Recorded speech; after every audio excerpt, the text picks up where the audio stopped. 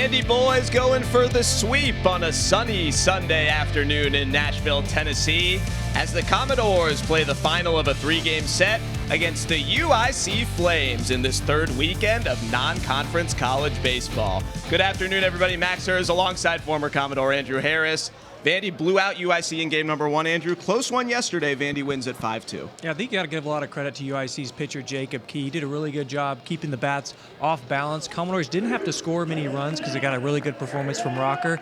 I don't think they're going to have to score many today. Got a good performance, hopefully, from Jack Leiter. Rocker's 3-0. Leiter looking to do the same today. 5 scoreless innings in each of his first 2 outings. Yeah, Leiter has been absolutely electric this year. The fastball and slider have been dominant. The fastball in particular kind of jumped up in the mid-high 90s and just been able to really locate that pitch and dotting it on the corners. Really a force to be reckoned with this year. 5 scoreless outings as a Commodore and already 15 strikeouts in just 2 outings this year as you see the 2 numbers today. Let's see what he's got today. Jack Leiter in the military green uniforms, ready for his 3rd start of the season, coming back on regular rest, but for the first time not in game 2 of the doubleheader. Both times so far it have been Kamar Rocker in game 1, Jack Leiter in game 2. This is his 6th collegiate start. Lineup changes on both sides. UIC has 4 new entrants into the batting order today. Redshirt freshman Adam Weed is the left fielder hitting in the 5-hole. Ryan Nagelbach, a true freshman, makes his first college start at first base. Bobby Grimes, JUCO transfer, is the DH. And Sean D., the veteran of the newcomers, in center field in the 9-hole. Vandy has also made some changes. No Isaiah Thomas, no Jason Gonzalez. Cooper Davis starts in right field for the first time as a college player. Jack Bolger in left, and you see the DH, Spencer Jones, who made his season debut in the late innings Friday night, back from Tommy John surgery, is the Commodores' extra hitter today. Same umpiring crew we have had all weekend. Jeff Wright behind the dish, Jeff Bottoms at first. Scott Klein at second, Jordan Farrell at third. Vandy going for the sweep. Some lineup changes on both sides, Andrew.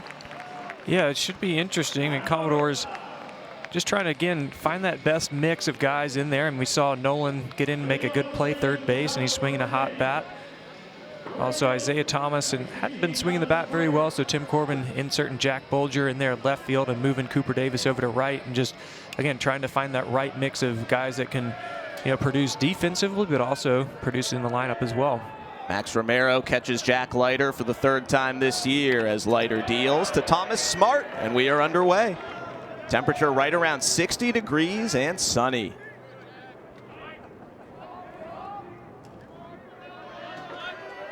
Smart 1 out of 6 on the series, an RBI single yesterday.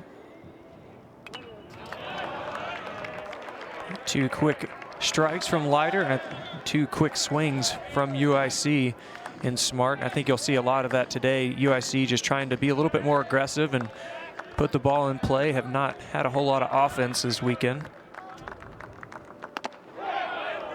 Just missed with the outside fastball at 97. Yeah, I was going to say 97, just dotted right on the black. Take a look at this thing. Romero didn't have to even move the glove. Called strike 3. Tries it again, and Jack Leiter opens his start with a strikeout. Yeah, took a little bit more off of it, 94, but I mean, that thing is just on a line. Nice spot. Yeah, UIC definitely going to have to take advantage of some early pitches in that zone, because as you get later in there, you don't know what's coming. Leiter does have that 5-pitch mix, as we see a first pitch swing. Brian Rosario's the catcher today for UIC. Played center field and hit 9th the first 2 games. Another fastball from Leiter. We saw a slider on the 2nd pitch to Smart. He has 2 varieties of the breaking ball, plus a changeup and a new cutter. Yeah, definitely he loves the fastball. We know that. I mean, obviously we know why. It's such a great pitch, but yeah, he does have a couple of different varieties of that breaking ball. The slider pretty tight, but then works with a little bit of a breaking ball. It has a little bit more depth to it. So that misses just a little bit in.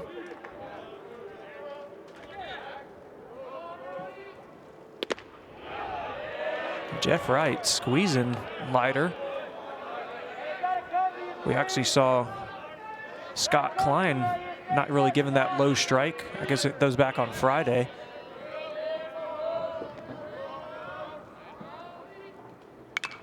Three and two.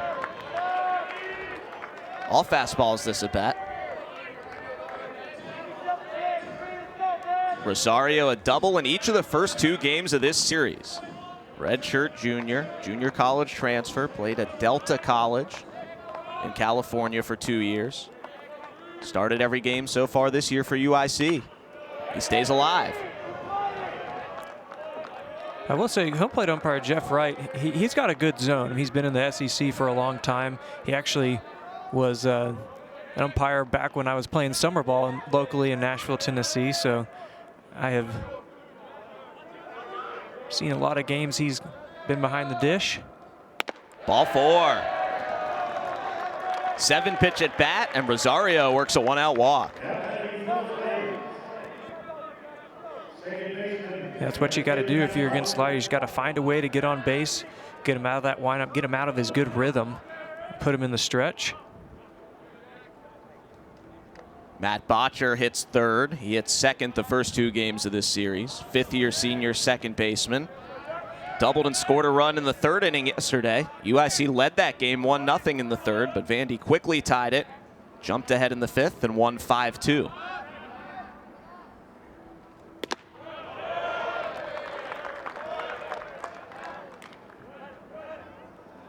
Leiter said after his last start, he was spraying the ball a bit, and that causes him to overthink on the mound sometimes. Walked 4 guys in 5 scoreless against Georgia State.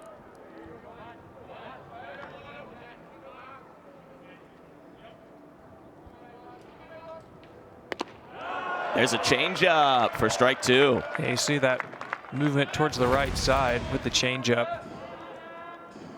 A little bit of drop. Another pitch in that arsenal. A lot of things coming at you as a hitter.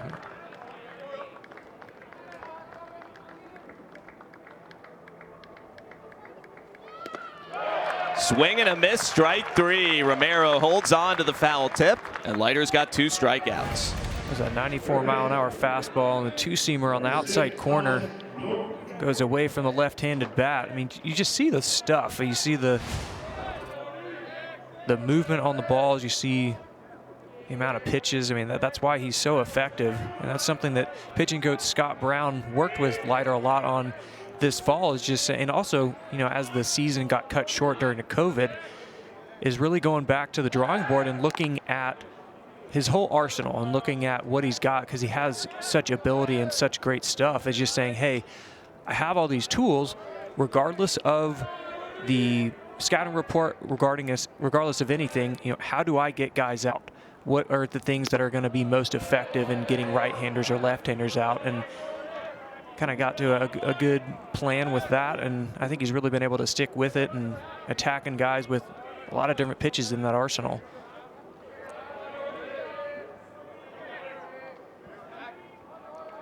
Thomas Norton in the 4-hole, senior third baseman. Swing and a miss. Got him to chase a low fastball.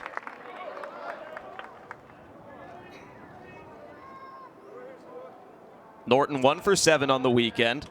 Singled in the 9th inning yesterday and was robbed of a 2-run single in the 1st inning yesterday afternoon on a diving catch by Enrique Bradfield Jr. in center. That proved to be a very pivotal play in the ballgame.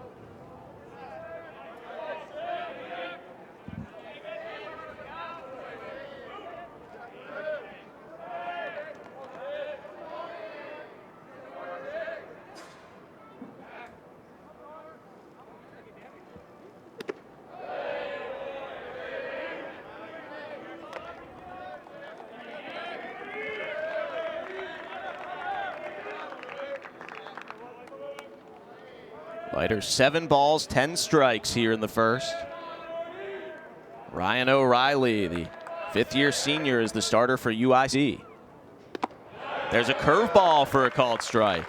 Yeah, that's a little bit more loopy one that we've seen. So he kind of starts off right at the eyes and goes right back in the zone.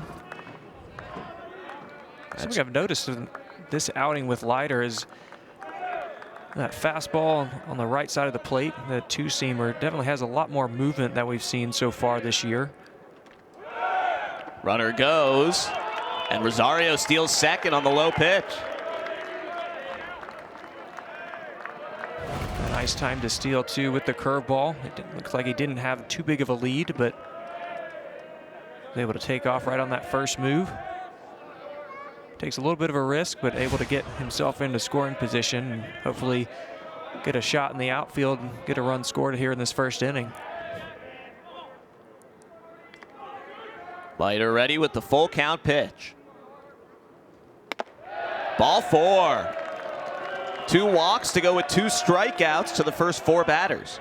It was a nice AB there from Botcher, not swinging at the ball in the dirt with a slider and then not going upstairs and not chasing the fastball up in the zone. So kudos to UIC for kind of spitting on those pitches that Leiter usually gets guys out on.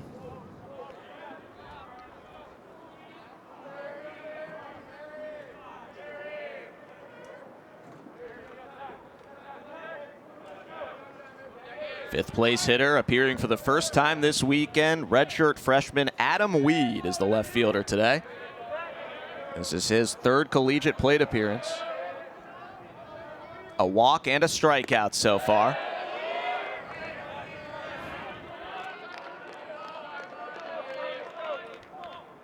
Today is the first time that UIC has changed the 9 guys in the starting lineup. Their first 5 games had all been the same 9. Now today, 4 new entrants.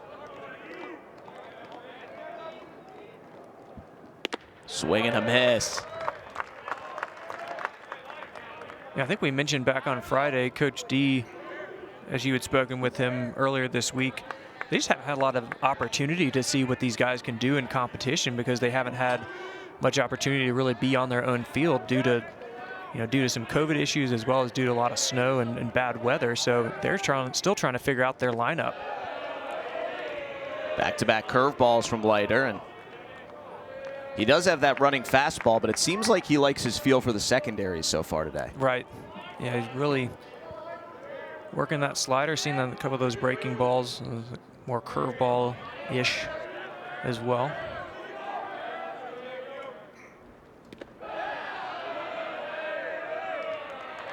Three and 1 after another fastball missed.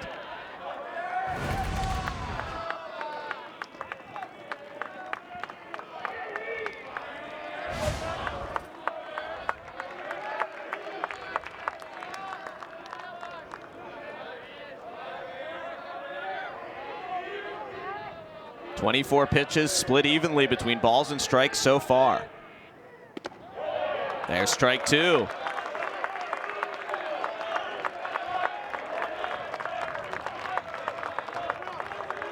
And what we've seen Leiter do so well of so far this year is if ever he has a walk or a missed spot, he usually gets off the mound, resets himself, and he can come right back in that strike zone. So let's see if he can recover here.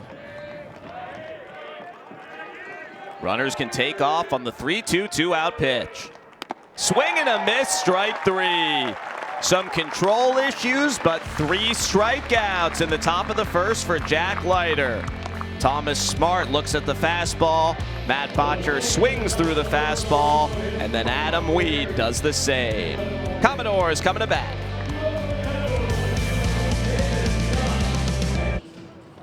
Jack Leiter, a pair of walks, but 3 strikeouts in his first inning. Now the Vanderbilt Bats will step in against UIC 5th-year senior Ryan O'Reilly, making the move into the starting rotation this year. Went 5 1/3 innings in their series finale week 1 a couple weeks ago against Florida International. 6 relief appearances last year, 12 earned runs in 6 innings. 2 years ago in his first D1 season, their most reliable bullpen arm. He will face this new look lineup from Vanderbilt. Jack Bolger back in there for the first time since Cooper Davis returned. He hits in the 5 place with Isaiah Thomas coming out. Jason Gonzalez not in there as well for the first time this season, with Spencer Jones in his first start back from Tommy John surgery, filling the DH role and the 9 spot that had previously been Gonzalez's. The defensive alignment for UIC, New guys in left field and center field. Adam Weed and Sean D in for the first time this series. And Brian Rosario moves from center field to catcher. Ryan Nagelbach makes his first collegiate start at first base. Cooper Davis steps in against Ryan O'Reilly. First pitch to the Vandy leadoff man. Bunts it, foul. And O'Reilly's going to have a similar approach to Key. Has a similar arsenal. A good fastball, some arm side run. A little bit faster than Key, topping out at about 90. A good breaking ball, a little bit sharper than Key's, and a good changeup as well, but really sits with the fastball curveball. But really just going to sit on the outside part of the plate and make you as a hitter get yourself out by rolling over some pitches, and if you try and do too much with it.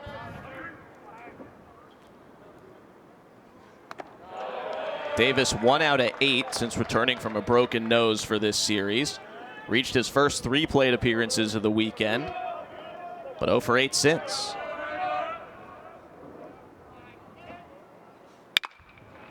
Rounds 1 to Nagelbach. Pitcher O'Reilly covers for the first out.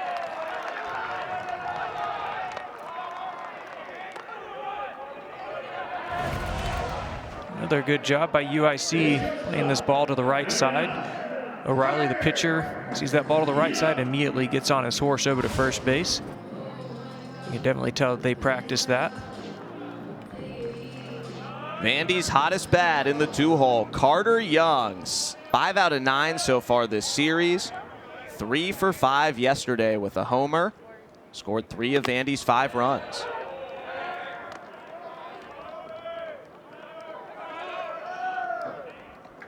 Switch hitting sophomore shortstop, already 4 homers in 41 plate appearances this season.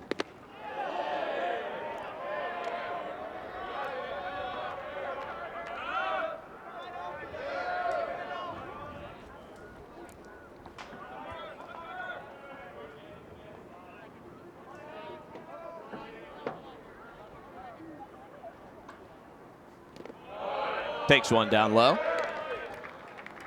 Carter Young leading the way for the Vandy bats, especially this weekend. You see those numbers, pretty solid. 389, average 4 home runs. I think that's been interesting to watch him this year is his ability to take some big hacks when he can, but not able to do that there. O'Reilly gets him on a curveball in the outside corner on the back door. Actually, I'm sorry, that was a changeup. Going away from the left-handed bat. You got to remember, O'Reilly is an older player. You mentioned Max, a 5th-year senior, very similar to Jacob Key. Guys that have a lot of experience. They know what they're doing up there. They know how to get guys out. Dom Keegan in the 3 spot once again for the Commodores. Junior first baseman. Hitting there for the 6th straight game. Vandy is 8-1 with 5 consecutive wins.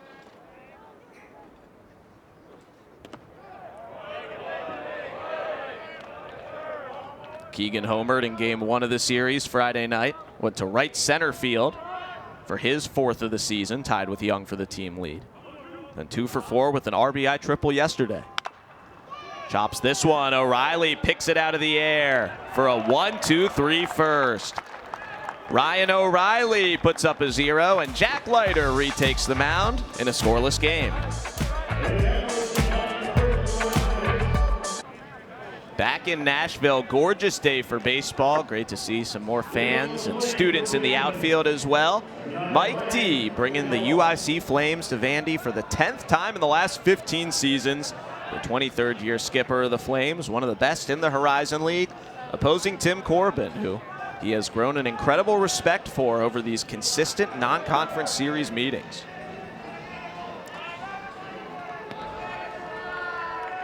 Yeah, and there's a reason why you see UIC in those first few weekends here at Hawkins Field.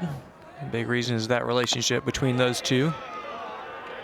I mentioned yesterday that both of them they like the competition. UIC likes the ability to see really good pitching and see teams that they know that are probably going to see up in the postseason. Vandy likes playing UIC. They just play good quality baseball, good pitching, good defense. A good test for both of them. Ryan Nagelbach leads off the second. Second collegiate plate appearance for the freshman first baseman from Deerfield, Illinois. Fouls that one off. Nagelbach's first appearance of the weekend. He pitch hit and played shortstop in their series finale week 1. Their only win of the season against Florida International at a run-scoring fielder's choice. Another late swing and foul line drive into the Vandy dugout.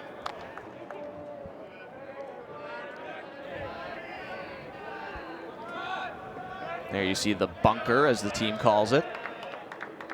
Nickname fits well with the Army green.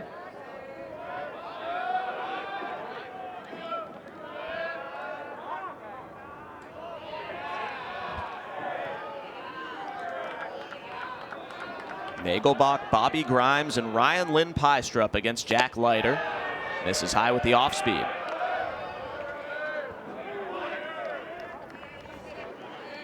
Nagelbach called time. That pitch was just trying to get him off of his rhythm.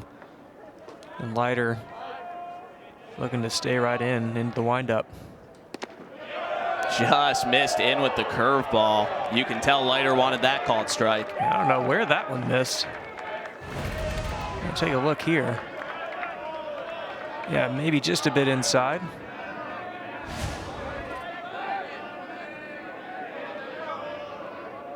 Fourth 3-ball count. Swing and a miss, strike 3. Fastball chase, and Leiter's punched out 4. It is a tough challenge to get Jack Leiter off his game, as we saw with Georgia State last week. Yeah, Georgia State would kind of call time and try and get him off his game, but he says, I don't care what you say, I'm going to listen to the umpire. He comes right back and gets a big punch out, and the game was actually pretty close at that point.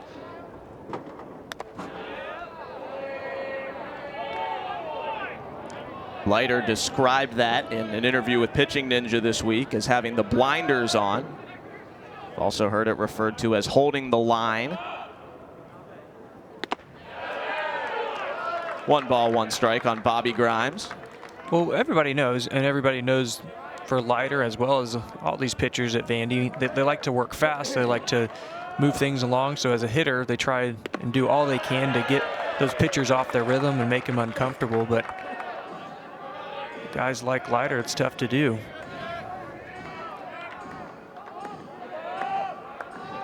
Grimes struck out in the top of the 8th inning yesterday against Sam Leboki. Swing and a miss, strike 3. Leiter's now struck out 3 straight for 5 of his first 5 outs. That was the second strikeout this inning with the elevated fastball. UIC did a good job holding off on that in the first inning, but as you get deeper in those counts, you get a little bit more anxious as a hitter. That fastball up in the eyes looks a little bit more enticing.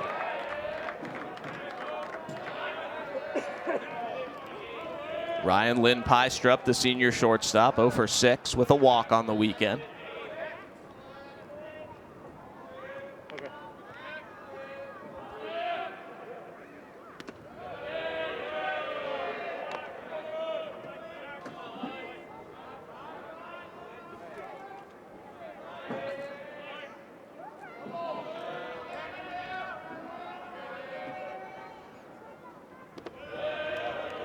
We've seen Leiter miss glove side with both breaking pitches. The slider especially. That last one was a curveball.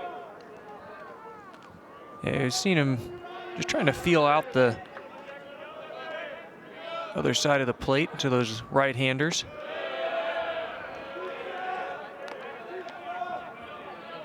Umpire Jeff Wright behind the plate has tightened up the zone a little bit today. That's what we've seen in the past. Counts full.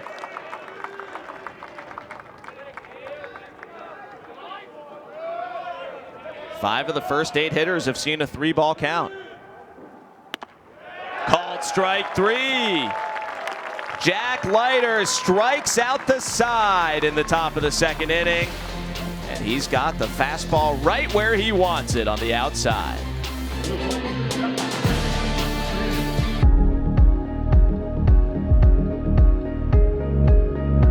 Gorgeous day at the yard. Vandy Boys looking for a 3-game sweep over UIC. Vandy students out in the outfield, and they've seen 2 Vanderbilt wins so far this weekend. 15-0 on Friday and 5-2 yesterday.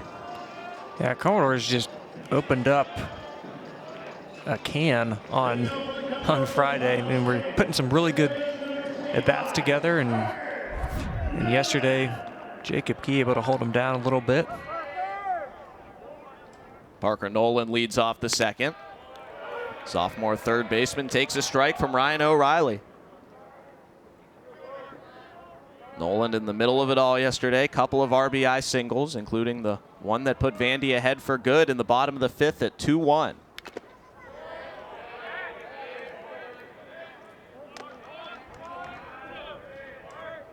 Nolan 11 hits and 32 at-bats this season for a .344 batting average, plus 6 walks for a .447 on base.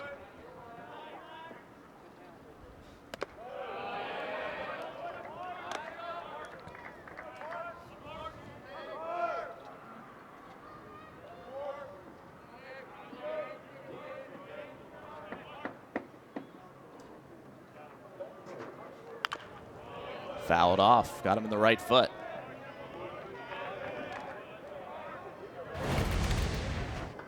Looked like swung over the slider. Ooh, got him right there in that right toe. Actually, I got the ankle. Neither a fun place to get hit.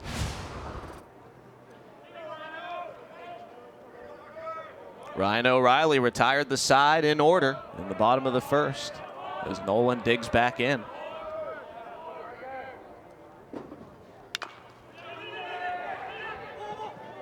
O'Reilly calls off Nagelbach and can't execute the tag. I think that was the right play by O'Reilly. Didn't have time to grab it or, have Nagelbach, the first baseman, get it.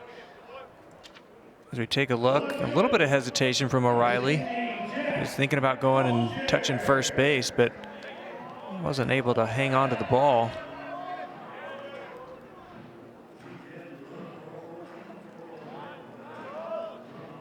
And it does look like Parker Nolan never even touched first base until he came back and touched it there, but played it cool and snuck back on. Yeah. Jack Bolger hitting 5th in this game, playing left field. He led off and started in left 6 times when Cooper Davis was out injured. Today, Davis goes over to right. Isaiah Thomas comes out, and Bolger takes his spot in the lineup. Yeah, I think it was good just to give Thomas a little bit of a rest. I saw some swings yesterday that maybe looked like he was thinking a little bit too much up there, so give him a little rest, take some good batting practice, work on some things. I think we'll see him back in here pretty soon, but Jack Bolger, no stranger to this lineup, as you mentioned, Max. Gets inserted in there for Cooper Davis the first part of the year.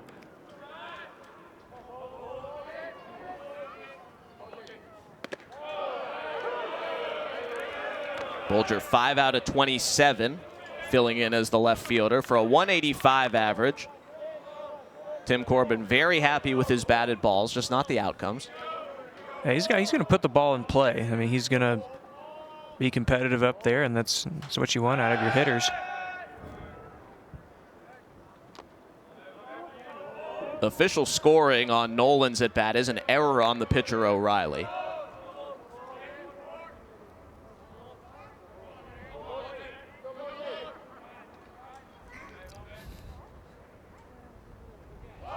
Bolger bunts towards third. Foul ball. Not a bad thought there from Bolger. Third baseman Norton was playing pretty far back, as you'll see. If he would have put that a couple feet to the right, regardless of if Rosario, the catcher, would have caught that, I think it would have been safe.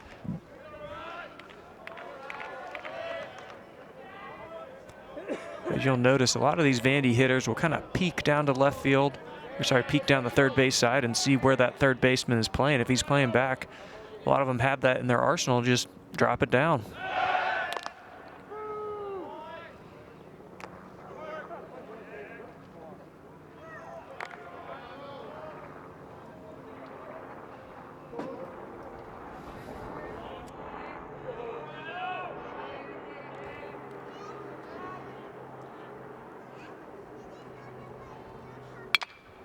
Grounder to short. Lynn Pystrup to second for one. Double play.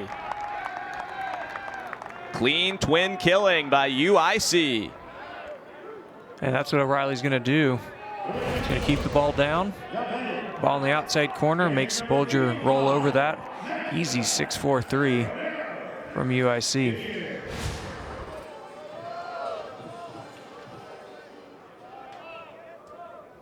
Maxwell Romero Jr., the sixth hitting catcher for Vandy.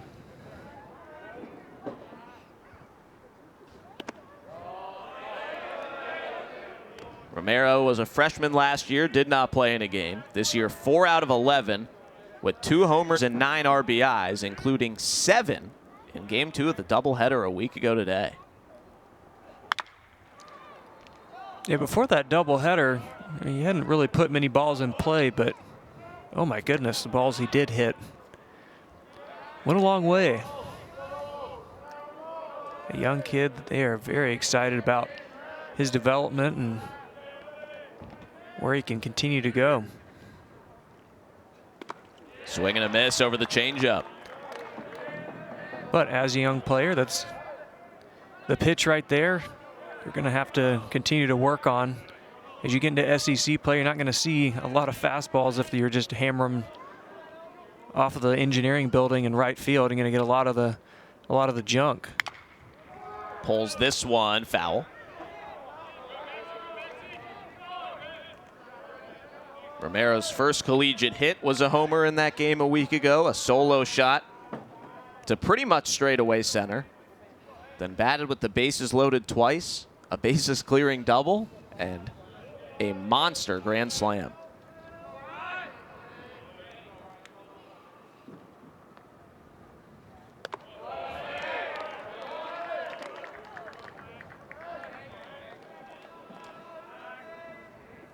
Two balls, 2 strikes, just 1 base runner for Vandy so far, and it was Noland reaching on an error.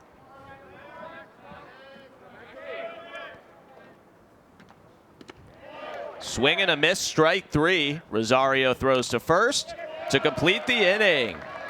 Ryan O'Reilly's got 2 strikeouts and faced the minimum through 2. Scoreless ball game. Scoreless after 2 at Hawkins Field. Max Hers and Andrew Harris with you for the series finale. Many iterations of the ballpark here on Vanderbilt's campus, and we dig into the Harris family archives for some throwbacks, Andrew. Yeah, I was digging around. I actually found a few pictures from when Vandy used to look like. I think this is from back in the 80s. You see some of the old smokestacks that they've taken down over the past few years and what it looks like today. I mean, it had a chain link fence and a grandstand that looked like a high school field. But a lot of renovations and turf field. And big part of that is Tim Corbin and the success that they've had. So many changes in his 19 years leading the program. Sean D is the 9th place hitter for UIC against Jack Leiter. And you could pick really any half decade over the history of this site, and you'll see changes across the board. Right. Yeah, it started with going from that picture you saw to, still with the normal field and some stands. And then after the stands, they developed the new locker room on the left side and the new pitching wells. And then after that, they put in the batting cages over the green monster. And then most recently renovated that entire facility back there. You see a big fastball from Leiter.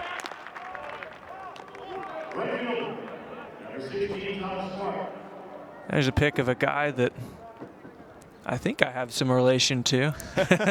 I can't grow the stash as well as he used to, but take a look at those pinstripes. Yeah. Those are the original pinstripes. Scotty Madison, the catcher right in front of him. A lot of you guys probably know.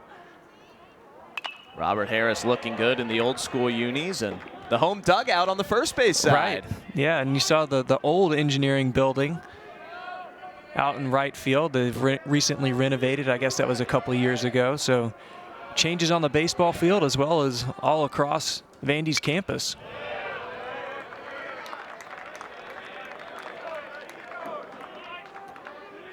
And there's a look from the home plate umpire, the first base dugout, and you can kind of see football stadium in the background. Take a look at the grandstands. Some minor changes to the seating area since. They even, I think, looked like they're doing renovations. They didn't even bother to take the batting turtle off the field. I thought that was interesting. Got to get your hacks in. There's the view today. 0-2 from Jack Leiter. Swing and a miss, strike 3. Jack Leiter's first 8 outs are all strikeouts. He's been just dominant with that fastball, kind of up in the zone. Guy's really having some issues not to land off of it. Leiter came into today 15 strikeouts, and he is on pace for that already in this game. Rosario walked with 1 out in the first inning. 2 walks against Leiter in the first, but since that second walk, he struck out 6 straight.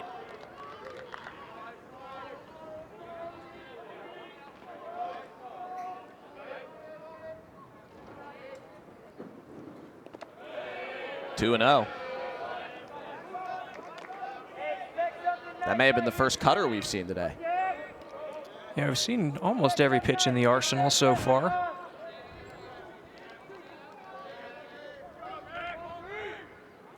Eight strikeouts on the day for Leiter, but behind 3-0.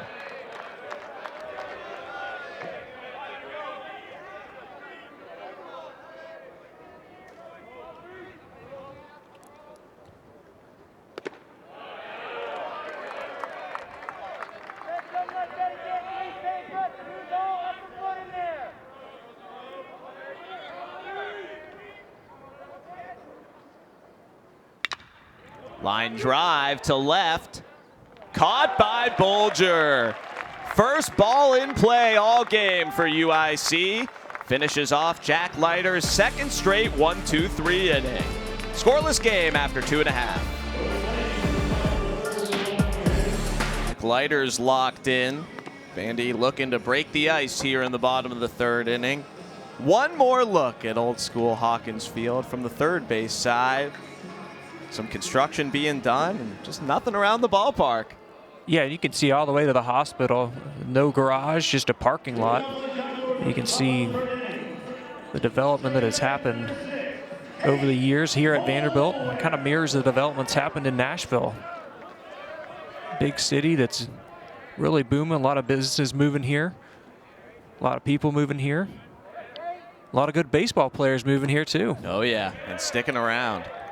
7, 8, and 9 in the Vandy batting order. Tate Colwick, Enrique Bradfield Jr., and Spencer Jones against UIC starter Ryan O'Reilly.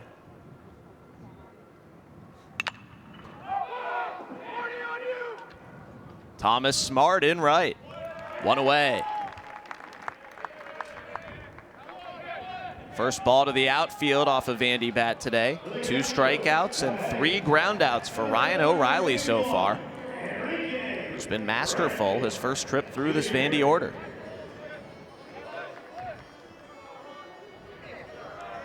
Yeah, I think he's taken a lot of notes from Jacob Key yesterday.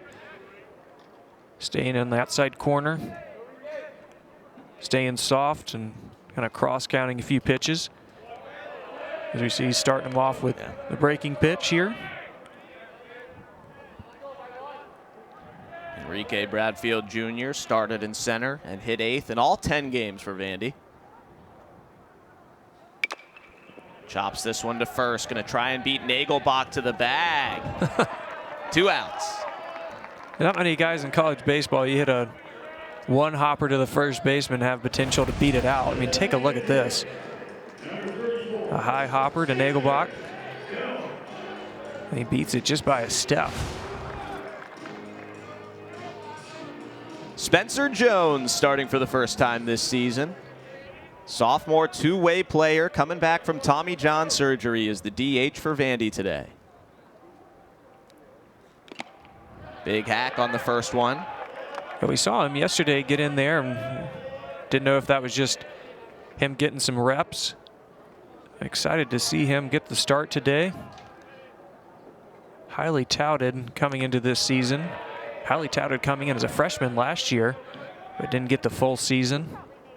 Played a lot of first base last season, but as you mentioned, Max, coming off a Tommy John here. His 16th collegiate game. He had a couple of late inning groundouts on Friday. Last season had 42 plate appearances, 4 starts at first, 1 as the DH, and 3 in the corner outfield as a freshman. Swing and a miss.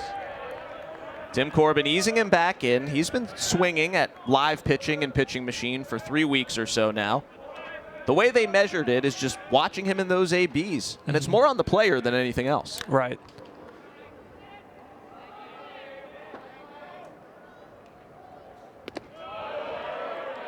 Yeah, he has not had a lot of time against live arms. It's more so just a comfort thing. You don't want to bring him back too soon. It seems like he's been feeling okay. Chops that one foul, and he's working a heck of an AB here. Jones had Tommy John surgery towards the end of last summer on his left throwing elbow. So about 6 months out.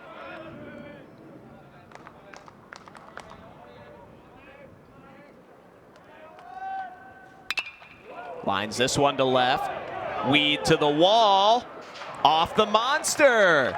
Spencer Jones doubles in his first start of the season. And Jones, I mean, he's 6'7", 225, a big dude up there. But he doesn't take huge hacks. I mean, this is a fastball on the outside corner. He just takes a nice little good swing at. Good extension, but because he has such strength and such size, that ball just continues to carry and rattles it off the monster. Definitely a guy they're excited to have back in the lineup, and hopefully they can continue to keep him healthy throughout the year. First hit of the game for Vandy. First hit of the game for anybody. And Jones, who's a good runner, is in scoring position with 2 down for Cooper Davis.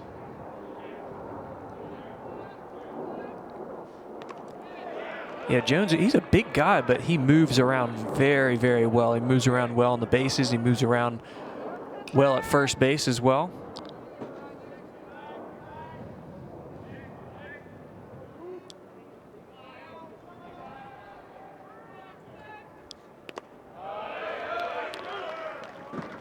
Davis, the leadoff man, grounded to first to start the game. 1 out of 10 on the season now.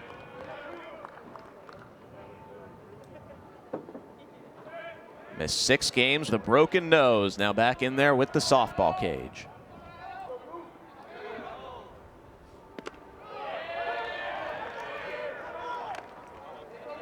A good look at the changeup there from O'Reilly. Hadn't seen too much of it.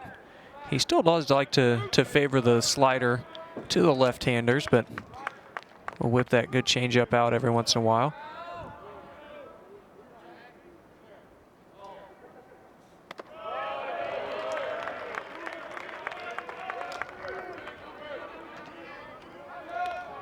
The first time we've seen O'Reilly have a little issues with some of his control. He's been very much around the plate all day today. Some of those balls starting to sail a little bit more arm side.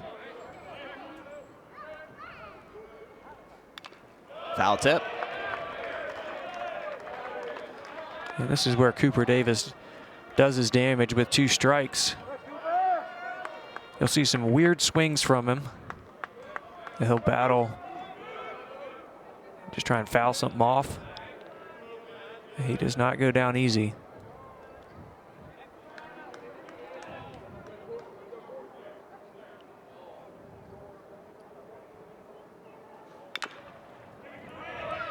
Another foul ball. One of those 2-strike fouls was the one that he hit up into his nose on opening day. You see the little scar there on the side of his right eye near that right side. Yeah, considering how recent that injury was, I think the swelling and his scar looks pretty good.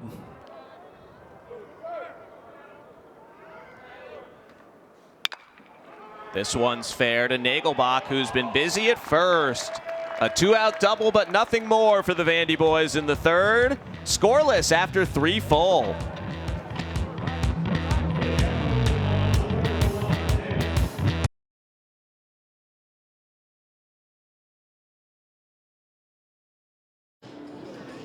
Scoreless after 3. Vandy looking for the series sweep against UIC. Jack Leiter has struck out 8 of the first 11 batters he's faced, continuing the great work by Vandy starting pitching. And if you're not familiar with baseball, those numbers are pretty good. They're really good. Especially that strikeout to walk ratio. You see 60 to 13. Guys just pound the zone. And a little bit different from in years past. A lot of guys will use that defense behind them, but a lot of swing and misses this year. Botcher lines one right at Carter Young. I think that's a testament just to the sheer talent that they have on the mound and the type of stuff that they have.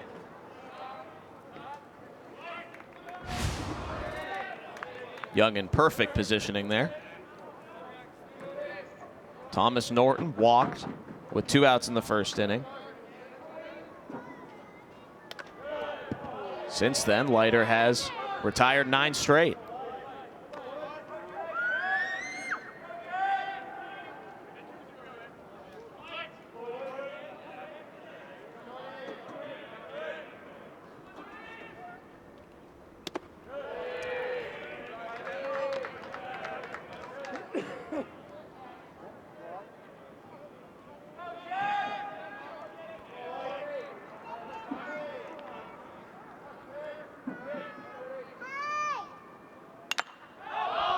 Popped up. See if that stays in for Keegan. Over the stands and on to Jess Neely drive.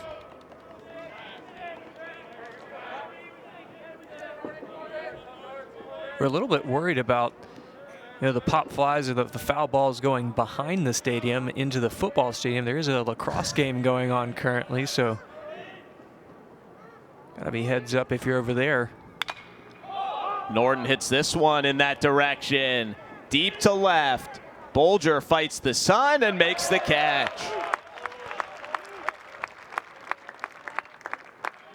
Looked like Bolger lost that one off the bat, but he did a good job going back to the fence and making sure that he got his bearings there. You see him go back, put the glove up, shield the sun, find out where it actually is. Max, you've mentioned multiple times Bolger does not have a lot of experience out there, but kind of been thrown into the fire, and they say, hey, you need your bat in the lineup. You just got to kind of figure it out there. We saw him make a good play earlier in the game.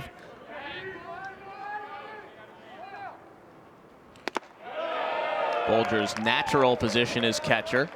Played a little bit of outfield for the USA Baseball national team as a high schooler. Seen him doing a lot of individual work over the last couple of weeks, playing hops off the wall, getting better jumps on balls. And Jack Leiter has 9 strikeouts. Third straight 1-2-3 inning, and Jack Leiter has retired 10 in a row.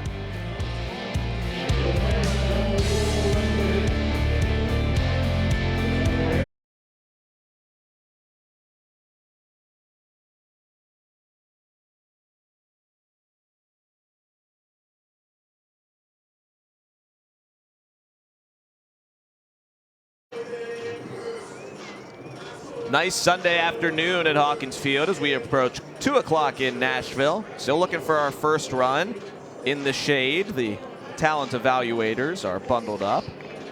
And then in the sun, the students are ready for the beach. 60 degrees out there.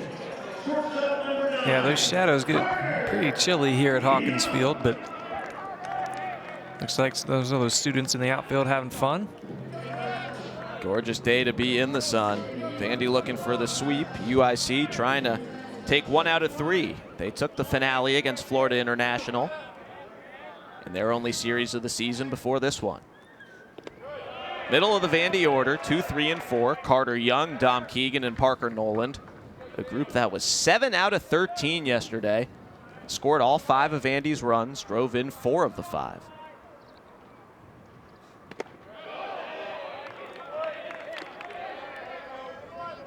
Tim Corbin said after the win he was very impressed with that group.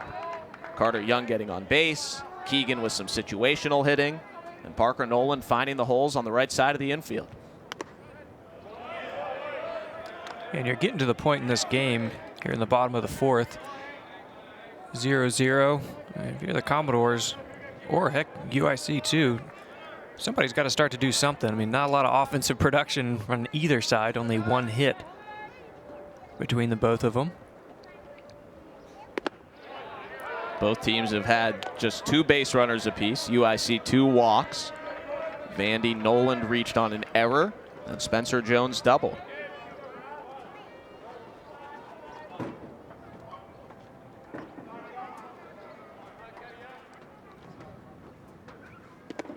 Ball 4. Carter Young's aboard to start the Commodore fourth. Yeah, I think you'll see as Vandy starts to get on from this point on, might start to push the envelope a little bit.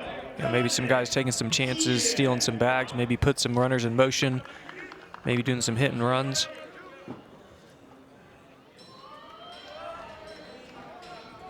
Keegan grounded out to the pitcher his first time. He was at the plate when Young stole second after a leadoff single yesterday in the 7th inning of a 1-run game.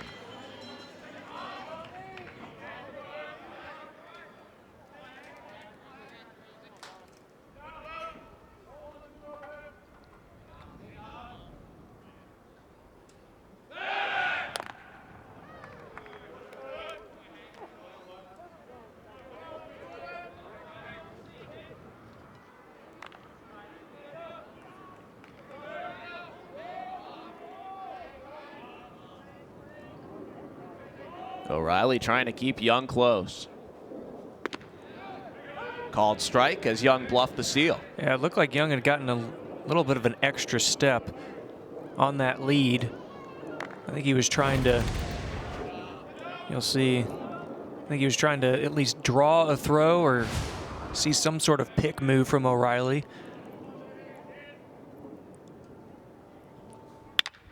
Keegan lines this one to left. Over Weed's head and off the wall. Young stops at third, and Vandy's got back-to-back base runners to start the fourth. That was just such a pretty swing from Keegan on the breaking ball. Take a look at this. On the outside corner, great extension. The ball just soars over the head of Weed, the left fielder. Great job by Young, seeing it's over the head. Just good base-to-base baseball by the Commodores. 2 men in scoring position with nobody out for Parker Nolan, who had a couple RBI singles yesterday. Third baseman in, everybody else back.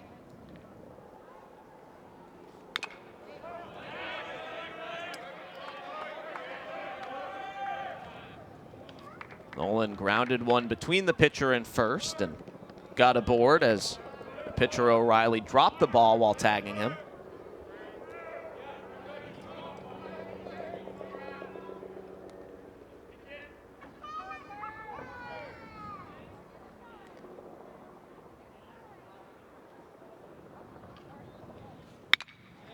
Round ball to first. This will score the run and a productive out. 1-0 Commodores on an RBI ground out by Parker Nolan. A nice job by Nolan getting that ball on the right side. Yeah, it looked like Nolan actually tried to call time, but regardless, put the ball on the right side. A heck of a play by Nagelbach. A nice toss to O'Reilly. But Commodore was able to scratch one across. So it looked like Nolan tried to call time, didn't get it, and said, well, I guess I'll try and take a whack at a run. So the 2, 3, and 4th place hitters for the Commodores in the middle of it once again.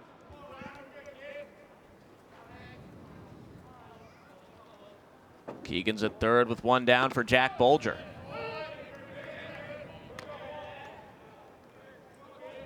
Young walked to start the inning. Keegan doubled to left center. And Nolan brings Young in with the RBI ground out.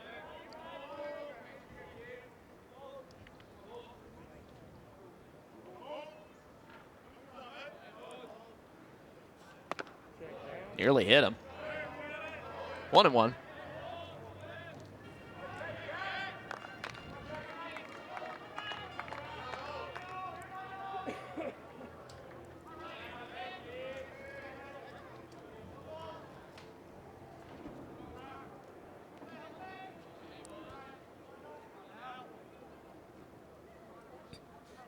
Swing and a miss, so Riley gets the chase.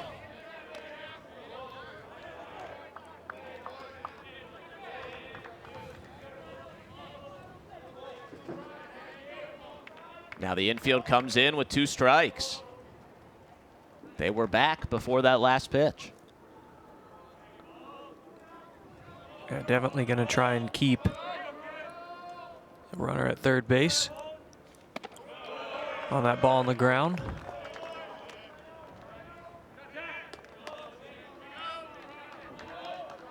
Saw UIC do a couple of different ways to defend the ground ball with runners at third base. Yesterday they were back, and today, with how the game has gone, every run is a premium, so keeping that infield in. Hits this one in the air.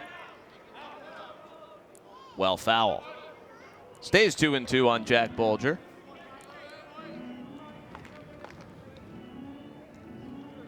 Bolger has never worn batting gloves. Says he tried them out when he was in 12 or 13 U-ball for 10 games. Hated it. Loves the feel of the bat in his hands. Freshman up in a big spot here.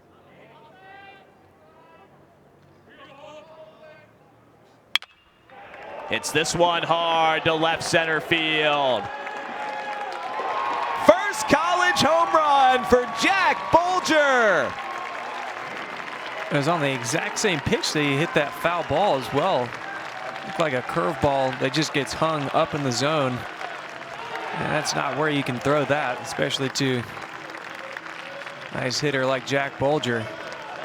See the excitement from the dugout. Yeah, it's just a hanger. See the good extension. He was right on time with it. I mean, right when that front foot hit, he was able to get those hands through the zone. Almost pegged a Vanderbilt student out there. Might have not been paying attention, but congrats to Jack Bolger on that first home run. Max Romero is next up. Bolger becomes the 5th Vandy player to hit his first college home run this year.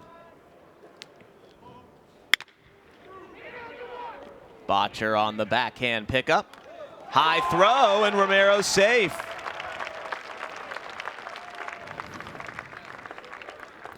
It looked like they had been playing Romero a little bit more into the 4-hole. You see Botcher had some depth, but regardless, makes a good little backhand play. That was a little bit high, but Nagelbach not able to come up with it. It looked like it didn't go over Nagelbach's glove. I think it went to the side of it and might have lost it kind of in those outfield stands. Scored an error. Kolwick flew out to right his first AB. All 3 games this weekend, Vandy's been able to do damage their second trip through the lineup.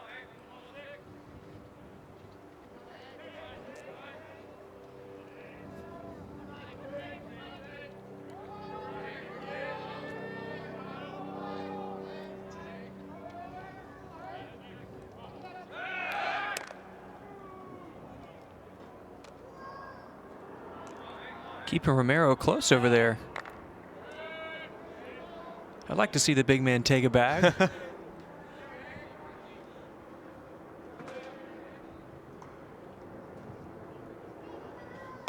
Romero's been great behind the plate in controlling the running game for Vandy defensively. Caught a couple of guys stealing this year. Has not been on the offensive side of it yet. Who knows? He's pretty good on his feet.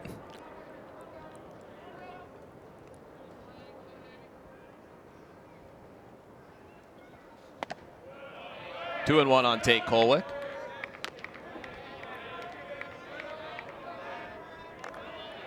Kolwick on base twice yesterday, plus a sac fly. That scored Vanderbilt's 5th and final run in a 5-2 win. Vandy took the opener 15-0. Commodores are 8-1 on the season. Only loss was to Georgia State here last Friday.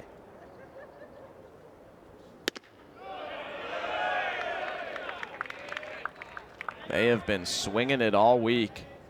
Another 3-run inning. Done it with frequency. AC 10 in the last 36 innings. Commodores able to put a lot of good at-bats together, and they score in a lot of frames, but every once in a while those ABs really start to add up together.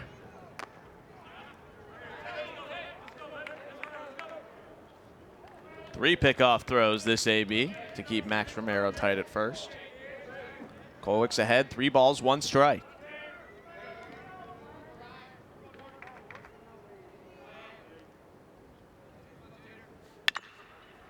Rounder past third, foul ball.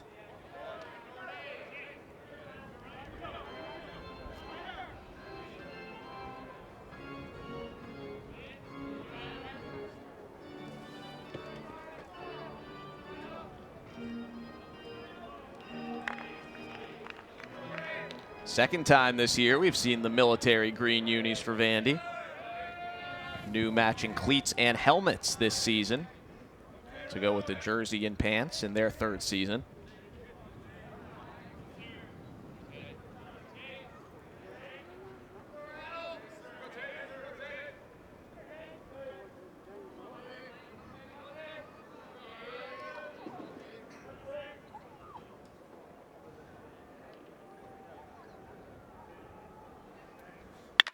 Kolwick lines this one to left field for a base hit.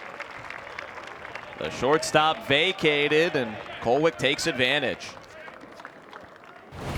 A nice beating hitter right there on the outside corner.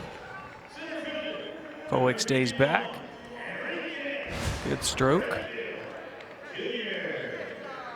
I don't know if Romero was running in earnest, but Lynn Pystrup went to guard the bag. Yeah, he did. I don't know if he was trying to deke Romero to make sure that he stayed there at second base. Yeah, he was nowhere to be seen in the frame.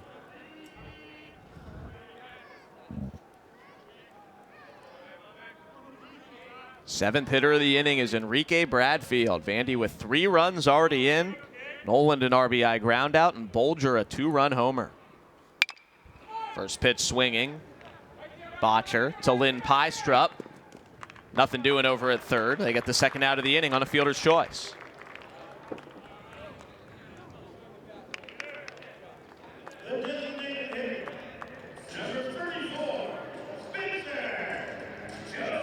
Now we can have some fun with Spencer Jones at the plate and Bradfield the trail man with runners on the corners. As Tim Corbin talks to Max Romero. Yeah, this is one of those situations you just hope that Jones possibly puts one in a gap and get to see Bradfield turn on the burners from first base. Spencer Jones doubled in his first at bat off the Green Monster. First start of the season for the sophomore DH. Yeah, I mentioned it before. For Jones' size, he doesn't take hacks, you know, trying to leave the yard. He, very much a contact hitter, and you know, sprays the ball all over the field. With those long arms, he's able to reach a lot of pitches off the plate too. Bradfield heads to second and steals the base. Romero safe at third. Enrique Bradfield now 7 for 7 to start his college career. Yeah, he is not shy about running. He can get picked a couple times, but comes right back at it. Puts a lot of pressure on that defense. Looked like he had a pretty good sized lead as well, and I got a good jump.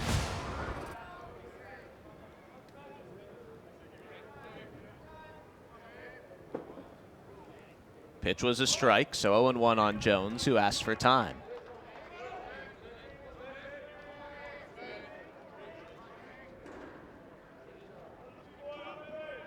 Bradfield shown the full speed package for Vandy in his first 10 college games.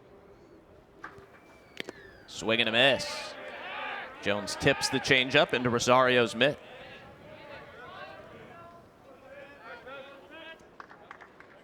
Been a tough last couple years of elbow injuries for Spencer Jones. Broke his elbow pitching his senior year of high school in April of 2019. Then tore his UCL on that same elbow last summer pitching in summer ball. Hasn't gotten to pitch in a game for Vandy yet.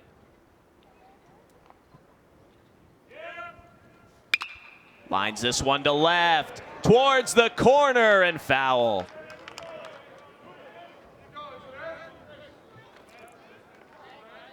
You mentioned that Jones can just spray it all over the park. That ball was a good ways off the plate, but able to shoot it to left field.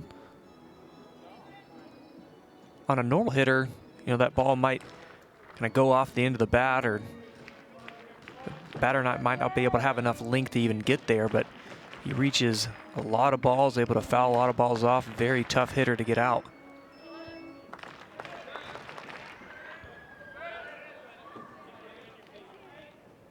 Doubled off the monster last inning with 2 outs.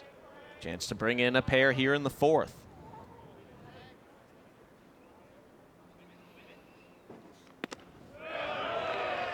O'Reilly thought he had strike 3.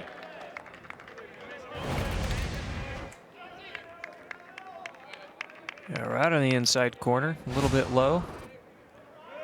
Jeff Wright, the umpire, has not been given either pitcher that low strike.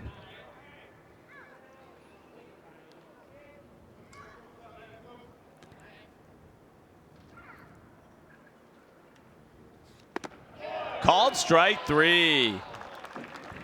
O'Reilly gets the strikeout to end the frame, but Vandy sends 8 to the plate. And Jack Bolger hits his first college home run, a 2-run shot to make it 3-0.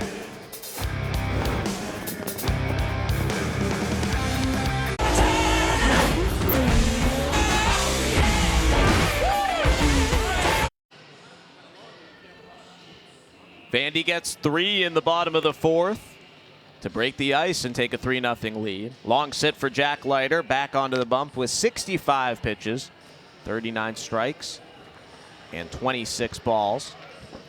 Struck out 9. His career high 12 in his college debut last year against South Alabama. In that game, he faced 16 batters and he struck out 12 of them. Hasn't been too different today. He's faced 14 and struck out 9. 6, 7, and 8 in the Flame order. Ryan Nagelbach is first up. Been busy at first base in his first college start.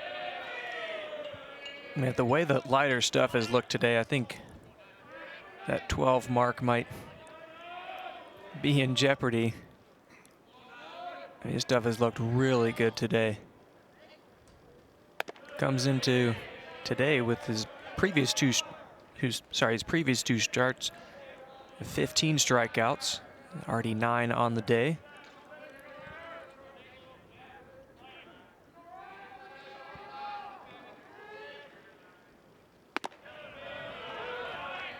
There's a cutter on the outside for strike 1.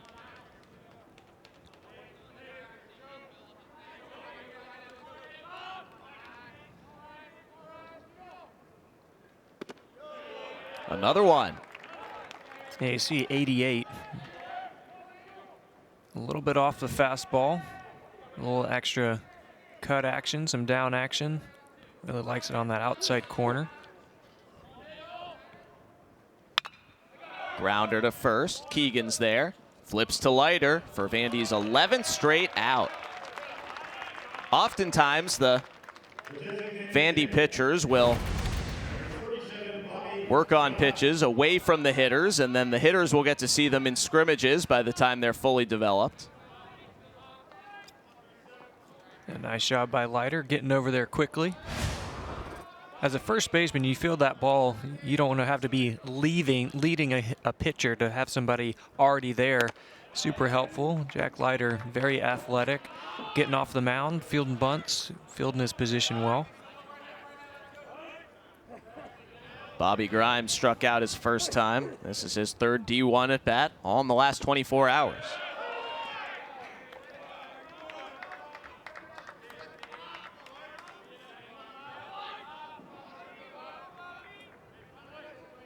Grimes played the last 2 years at Triton College in Illinois, Westchester native.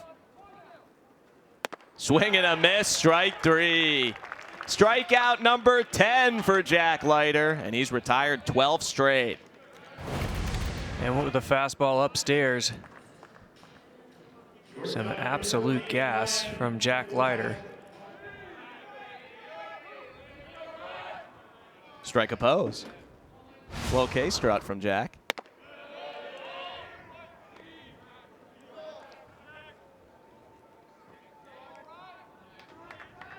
Ryan Lynn Pystrup was the 6th strikeout victim in the second.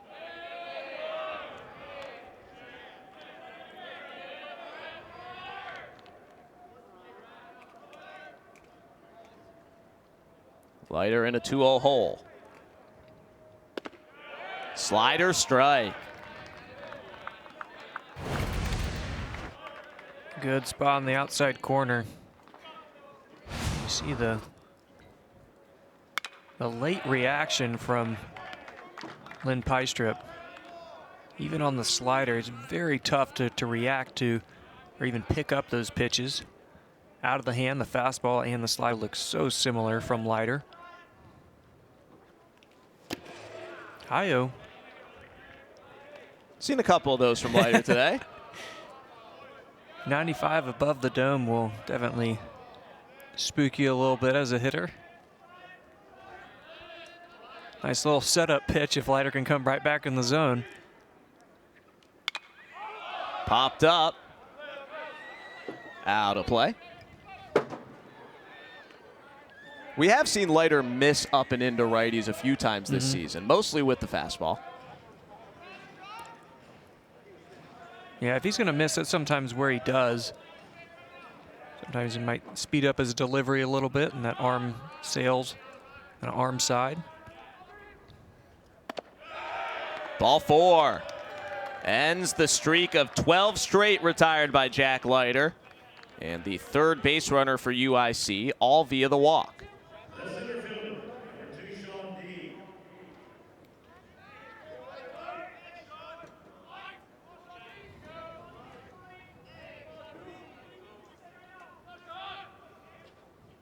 Sean D struck out swinging to start the third inning. He's head coach Mike D's nephew from Onalaska, Wisconsin.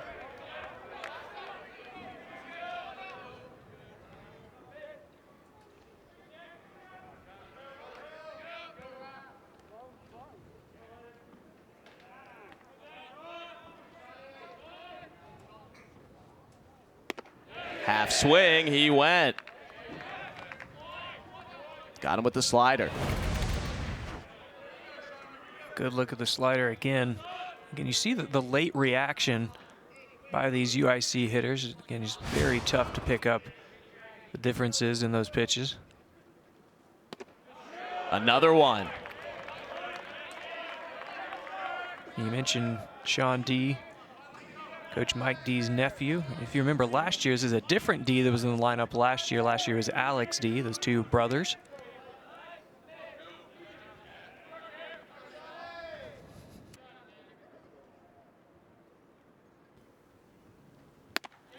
Called strike 3.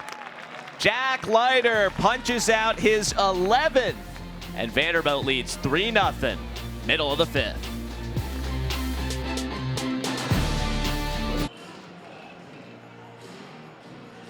Back in Nashville, 3-0 Commodores. Jack Leiter threw 5 scoreless innings, just 3 walks against him for the UIC offense, and the Flames go to their bullpen.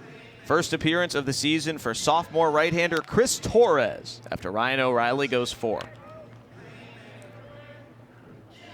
The Commodores were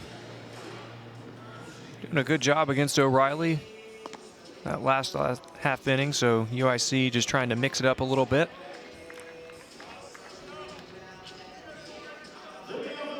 Torres, a junior college transfer from Wabash Valley College. This is his first year with UIC. He'll face the top of the Vandy order: Cooper Davis, Carter Young, and Dom Keegan. Davis 0 for 2, a couple of groundouts to the right side.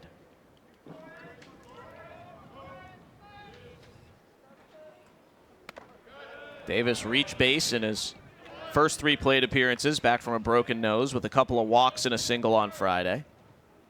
Since then has not been on, and actually has hit the ball to first base 5 straight ABs dating back to yesterday.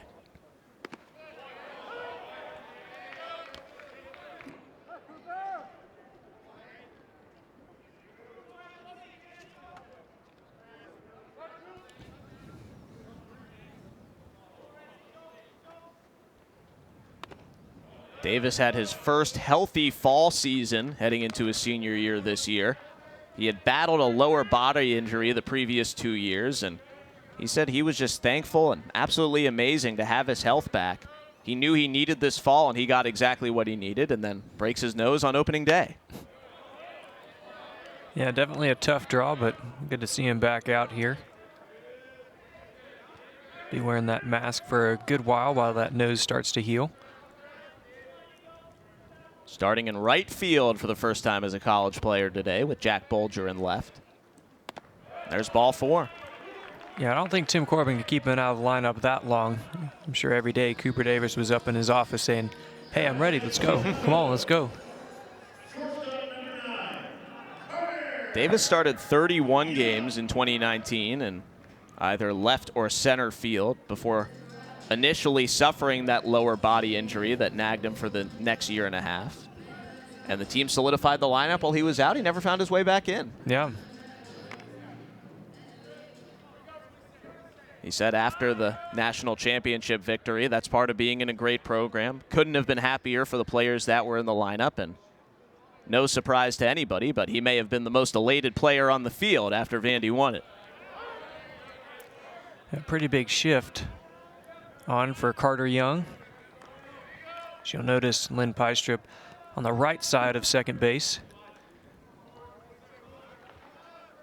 A lot of those balls have been going to the second base side, so just trying to get a little bit of depth and a little bit more coverage defensively on that side of the ball. Grounder to that right side. Botcher gets the lead man, and that's it.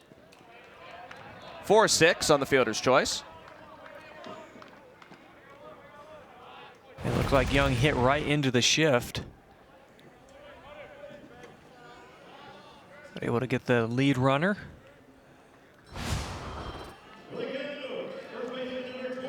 Young takes Davis's place at first. David Macias shuffles the hand gear around.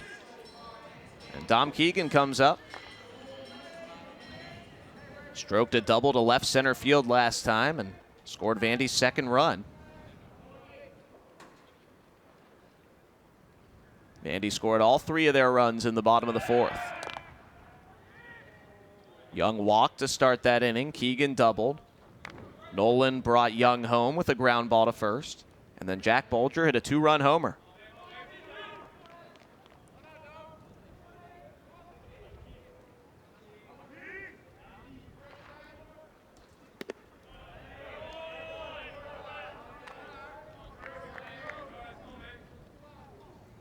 Keegan was the SEC Co-Player of the Week last week. He's now had a hit in 8 straight games.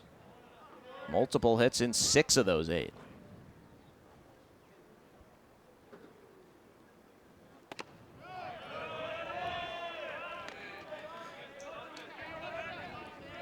Vandy in the olive green monochromatic unis. I've also noticed the DeMarie bats kind of go along with that as well. I think Tim Corbin may have made a phone call and said, "Hey, we've got these cool unis. Can we get a bat to go with it?"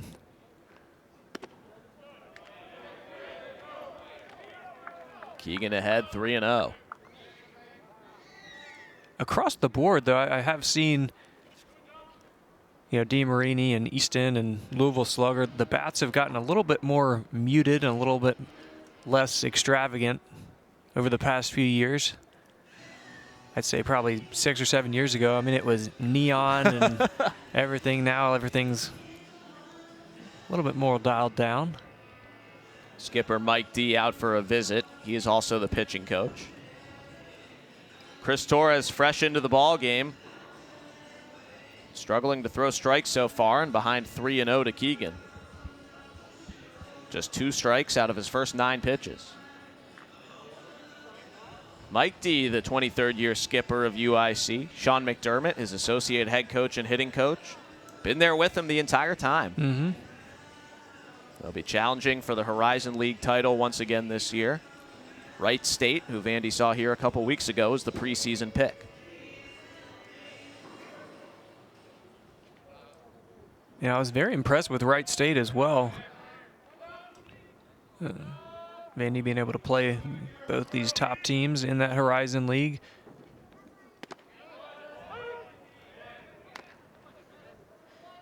If you're UIC, I mean, you'd love to leave here with at least just 1 victory.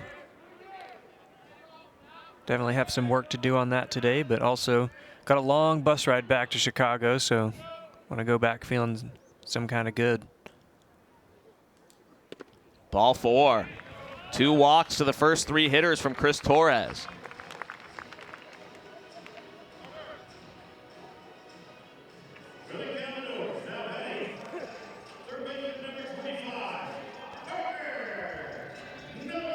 Parker Nolan's next against Torres. So a walk, a fielder's choice, and a walk. Nolan reached on an error in the second. Came up with runners on second and third in the fourth. Hit an RBI ground out to first, made it 1-0. Add that to a couple of late RBI singles yesterday.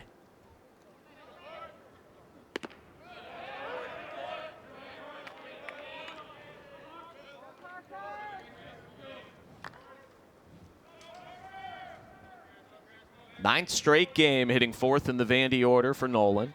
Been the 3rd baseman the last 2 days after DHing for the first 8.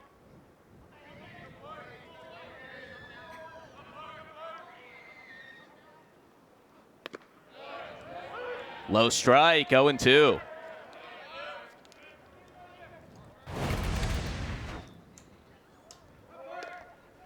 Right there on the corner. Or it should say the bottom of the strike zone. Jeff Wright hadn't really been given that too much for either pitcher, but gives it here to Torres.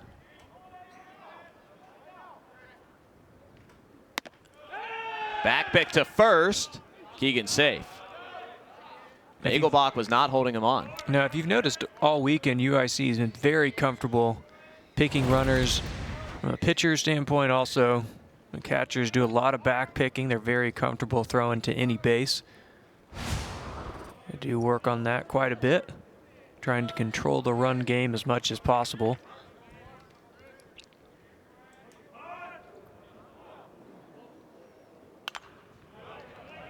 Nolan fouls that one off. Brian Rosario behind the plate today after freshman Cole Kahn caught the first 2. Josh Figueroa is the Flames' regular catcher, battling a shoulder injury, so not in the field this weekend. DH the first 2 games.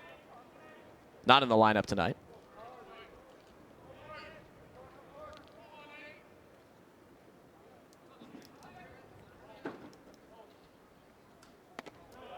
Two and 2.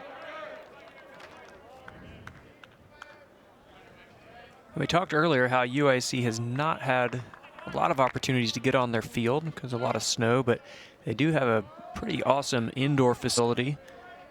It's got a full turf infield and partial outfield, so they can work a lot on infield, take some ground balls and work on these pick type plays. Swing and a miss, strike 3. Big second out for Chris Torres. Yeah, Torres went with a slider on the outside corner, tried to backdoor it, but Nolan was just not able to come up with it. Jack Bolger up next. He's got the big swing of the day for the Vandy Boys. Yeah, it was a hanging breaking ball, and he made him pay. A heck of a swing from the young freshman. First college dinger for Jack Bolger, made it 3-0 last inning. That was against the starter O'Reilly.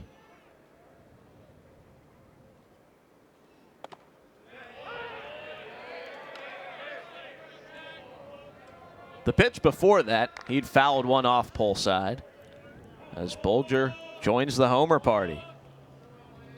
6th nationwide in slugging percentage. Vandy been racking up the extra base hits and putting up a few crooked numbers. Commodores will host Memphis on Tuesday, finishing up an 11-game season opening homestand. And then a very exciting test next weekend on the road against undefeated Oklahoma State. Yep. And former coach Josh Holliday, the recruiting coordinator and hitting coach under Tim Corbin. Josh has his brother Matt on the staff now in Stillwater. Yeah, that was so great to have Josh as a coach when I was there, because Matt would come around and I'd be over in hitting in the off season, and Matt would be in there hitting. Wow. And it was just unbelievable to watch him destroy baseballs. Bolger taps this one towards short. Lynn Pystra bobbles the bare hand. Bases loaded with 2 down.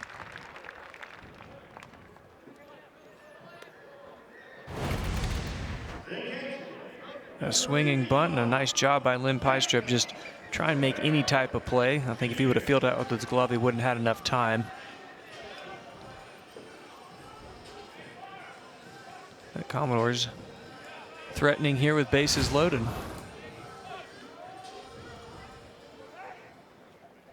The man with their 2 best bases loaded swings of the season at the dish. Well, 2 of the 3. They got a couple grand slams. This guy has 1 of them, Max Romero. Keegan hit a grand slam last weekend as well. Romero had a 3-run double and a granny a week ago today.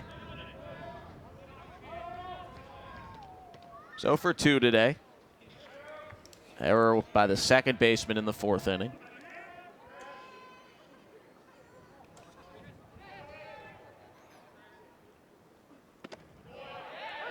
Romero thought it was up. Surprised to hear a strike call.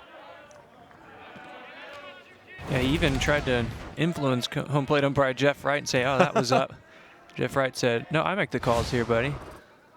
Romero is the Vanderbilt catcher.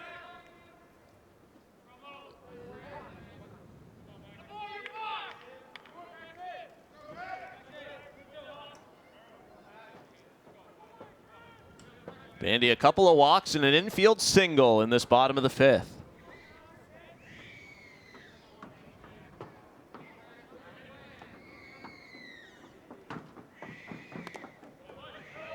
Not a competitive miss from Torres.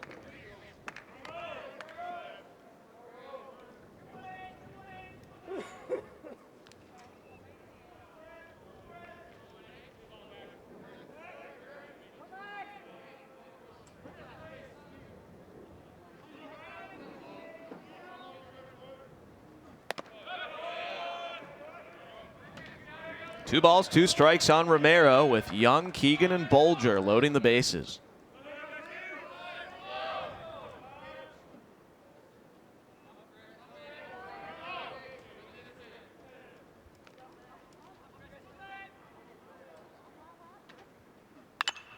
Popped up. Botcher sees it and makes the catch. Chris Torres leaves the bases loaded and keeps this game at 3-0 in favor of Vandy after 5.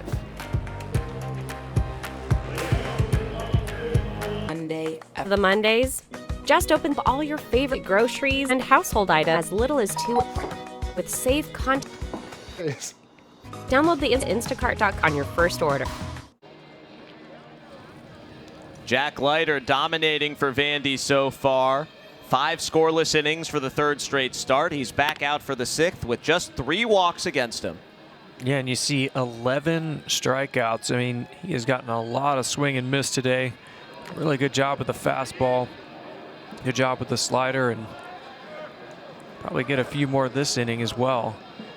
Leiter's got his season high with 11 strikeouts in start number 3. Couple of White Sox fans in the house with UIC here. The Vandy students have brought it today. Gorgeous day at the ballpark.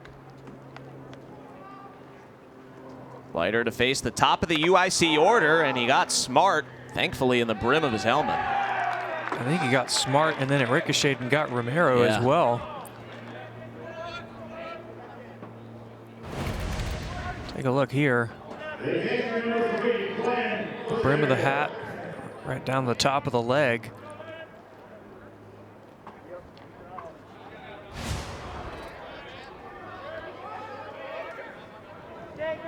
Thankfully, I think that was supposed to be a slider that slipped out of the hands of Leiter. Not a fastball. Just the fourth base runner against Leiter. 3 walks and a hit by pitch. That's it, with 11 strikeouts. Included a string of 12 straight outs recorded by Leiter. Brian Rosario walked, stole a base in the first. You see Leiter up there, 86 pitches so far here in the 6th inning. Yesterday we saw Rocker go into the 6th. And actually, you asked Tim Corbin, you know, could Rocker have gone a little bit longer? And after the game, Tim Corbin said, you know,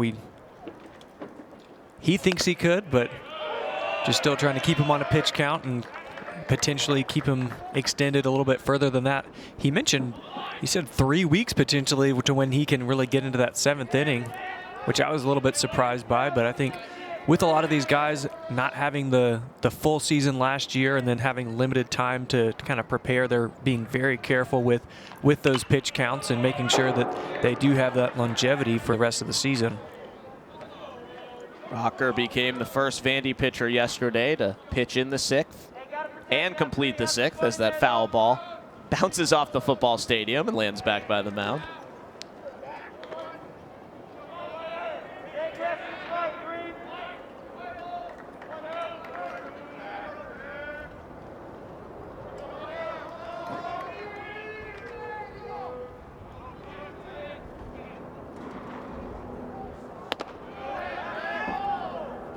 Two balls, 2 strikes on Rosario.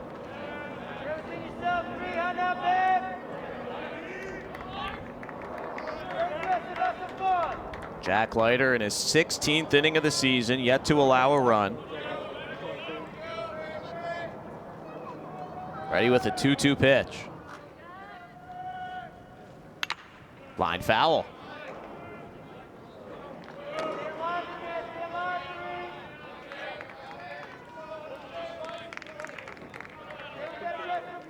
As the foul balls get peppered over there, we can let you know the lacrosse game is over. Vandy beat High Point today.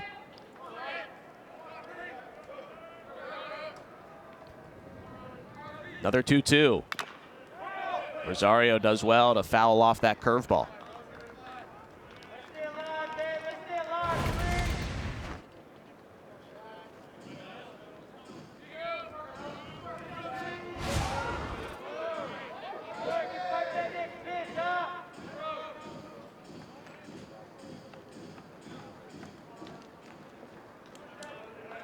Leadoff man aboard for UIC in the 6th. First time that's happened today. Another foul ball. 7 pitches deep between Jack Leiter and Brian Rosario. Yeah, Rosario's done a nice job here. Seen a lot of different pitches from Leiter. He hasn't really been chasing, he's just fouled off those balls that have come in the zone.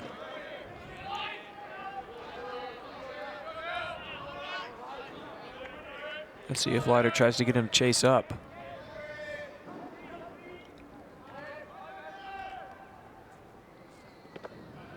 Tries to go low and doesn't get the chase. We are full.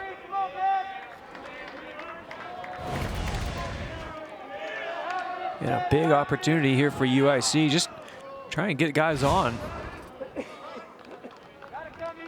Not had many base runners so far today, but runs definitely coming as a premium. 9th pitch of the at-bat. Grounder to third. Olin backhands all the way to first, and he's late. first hit of the game for UIC.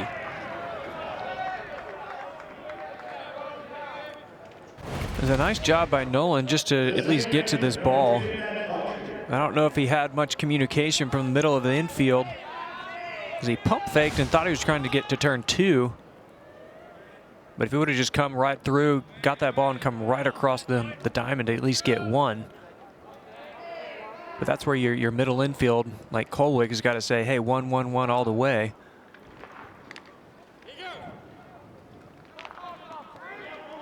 Here comes Tim Corbin. And that'll be it for Jack Leiter. Leiter takes a no-hitter into the 6th inning and strikes out 11. Leaves with a 3-0 lead.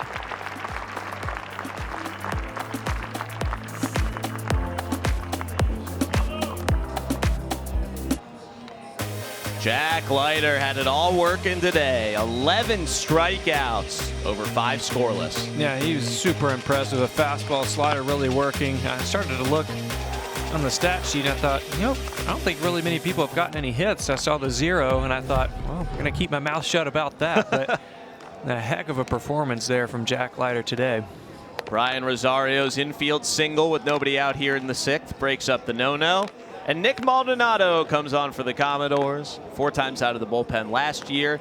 This is already his 4th this season in game number 10, and he's been called upon with inherited runners as he is here. Yeah, Nick Maldonado, one of the best gloves on the team for anything. But a nice little cutter, has some down action, gets a lot of ground balls with that, and a good fastball. More than anything, just love how he competes. And in a tight spot like here, he just needs somebody to come in and get it shut down. And I think they're just trying to throw some guys out there and see what they can do. Maldonado been used often in the middle innings. Can go usually 1 to 2 innings for Vandy. Gone 4 1/3 so far this season. Allowed a couple of walks, struck out 4, and has not given up a hit through those 3 relief appearances. He'll face Matt Botcher. A strikeout and a line out to shortstop against Leiter. Smart hit by a pitch to start the inning. Rosario, a 9-pitch at bat, ends in an infield single. And now Maldonado takes over with a strike.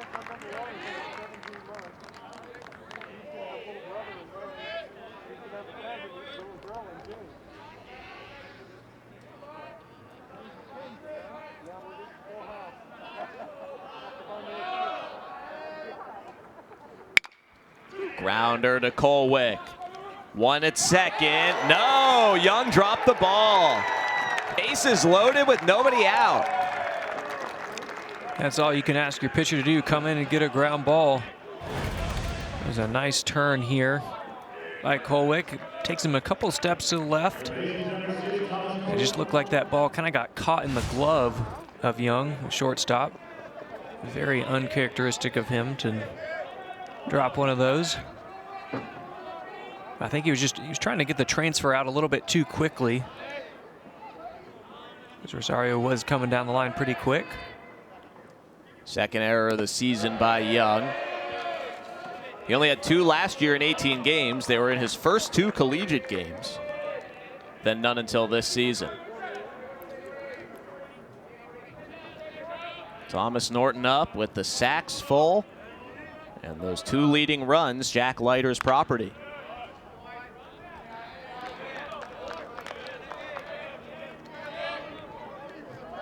Leiter to this point, unblemished on the year through 15 innings. If those runners score, those would be charged to him. Smart, Rosario, and Botcher all aboard.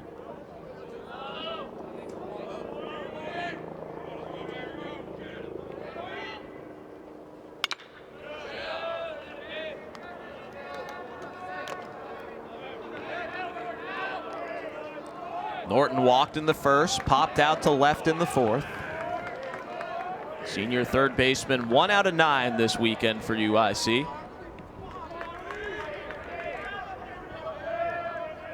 Five out of 19 on the season in UIC's 6th game. Maldonado misses up. Yeah, not a bad spot. Just trying to get Norton to chase up there.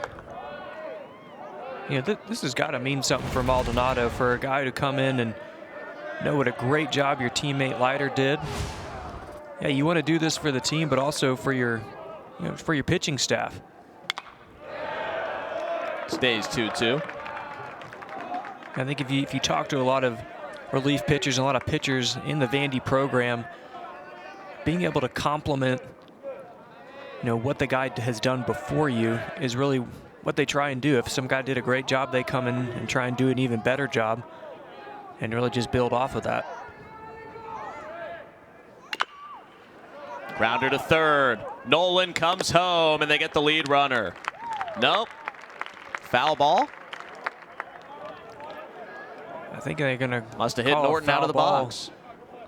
Off of the leg. Either it did hit his leg or it was a... Yeah, I think that got him right on the ankle on the Evo shield. Yep. Norton probably wishes it caught a little more padding. A good job by Nolan just playing it out. You never know what's going to happen there, what the call is going to be. Vandy's had the infield back all AB.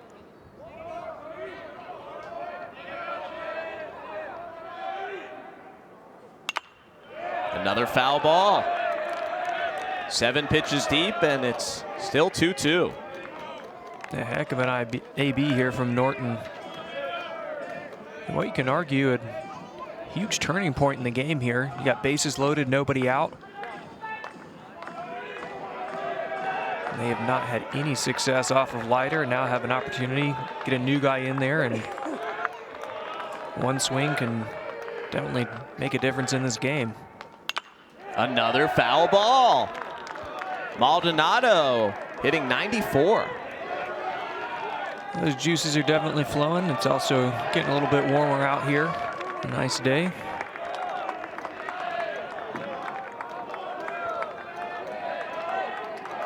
A hit batter, an infield single, and an error. High chopper to Nolan. His only play is to first. Safe again over there. UIC cuts it to 3-1, and there's still nobody out. Now, this is a tough break. Ball hung up there real high and gave Norton just enough time to get all the way to first base.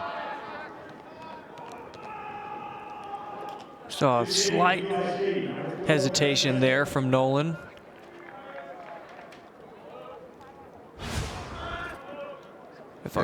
First run charged to Jack Leiter this season. Pinch hitter for the Flames, Brett Tresson, will bat in place of the left fielder Adam Weed. So Weed done after 2 strikeouts in his first college start. Tresson, the senior, back in there, who had started the first 2 games in left field. Was 0 for 4 with 3 strikeouts Friday, 0 for 2 with a sac bunt yesterday. Bases still loaded with nobody out, and UIC on the board. Swing and a miss. Completely fooled him. He was definitely not sitting that. Wasn't able to pick up the slider.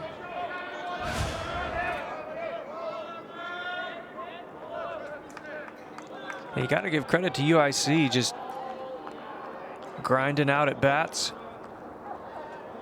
making these Vandy pitchers work for every single one. Maldonado gets him with the cutter. Quickly ahead, 0-2. In an inning where the ball has not left the infield.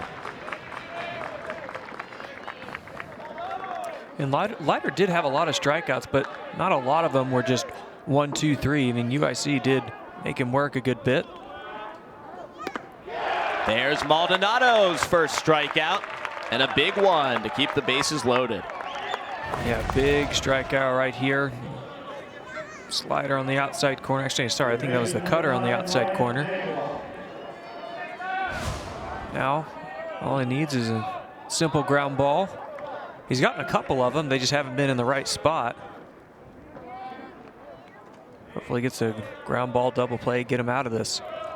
Ryan Nagelbach, the first baseman, 0 for 2 with a strikeout and a ground out to first against Jack Leiter. He bunts this one. Nobody home on the right side. UIC cuts it to 3-2. Heads-up play there by Nagelbach. Keegan playing way far back behind the runner because of bases loaded. So that triangle there on the right side is wide open. That's Ryan Nagelbach's first collegiate hit.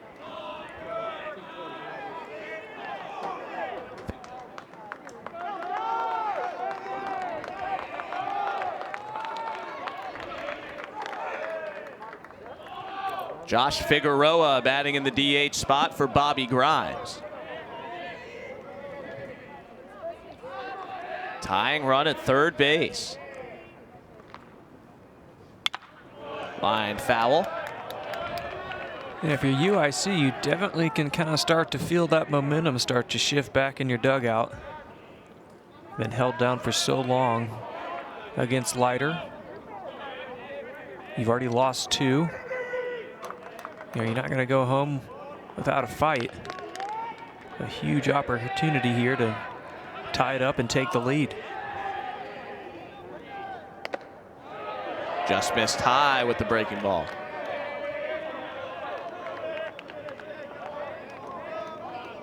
Figueroa started the first 2 games of this series as the DH. Had an RBI yesterday, an infield hit on Friday. 5th-year senior catcher. Pinch hitting in a big spot. Another one up.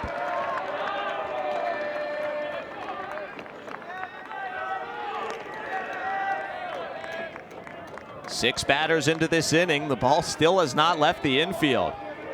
3 infield hits, an error, and a hit batsman. There's a breaking ball strike. Maldonado's back even at 2-2. With Ethan Smith getting loose in the Commodore bullpen. Jack Leiter faced the first 2 batters of the inning. They both scored. Only one of those runs is earned because of the error on Young.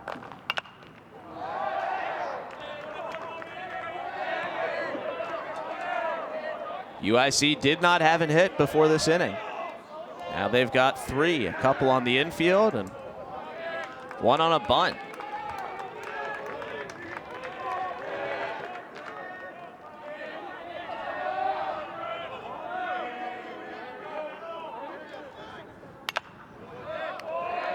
Stays 2-2. Hey, if you think about it, this really hasn't been anything about pitching this inning. Right. He had the Young error, tried to get that transfer a little bit too quickly on the double play, and then Parker Nolan at third base kind of had the double pump instead of going right there to first base. So those are 2 outs right there that Vandy was able to give UIC. Swing and a miss, strike 3. Maldonado gets Figueroa with the cutter down and away. Yeah, big strikeout. This goes right off the end of the bat.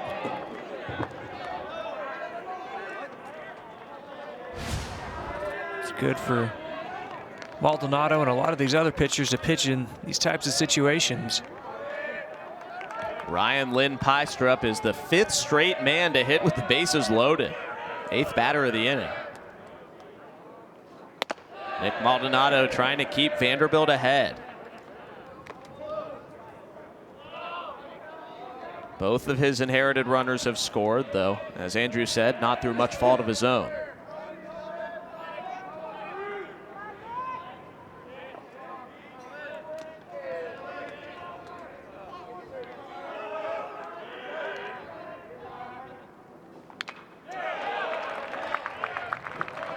Lynn Pystrup, a strikeout and a walk against Leiter. So Leiter's line is now final. 5+ innings, 1 hit, 2 runs, 1 earned run, 3 walks, and 11 strikeouts on 94 pitches.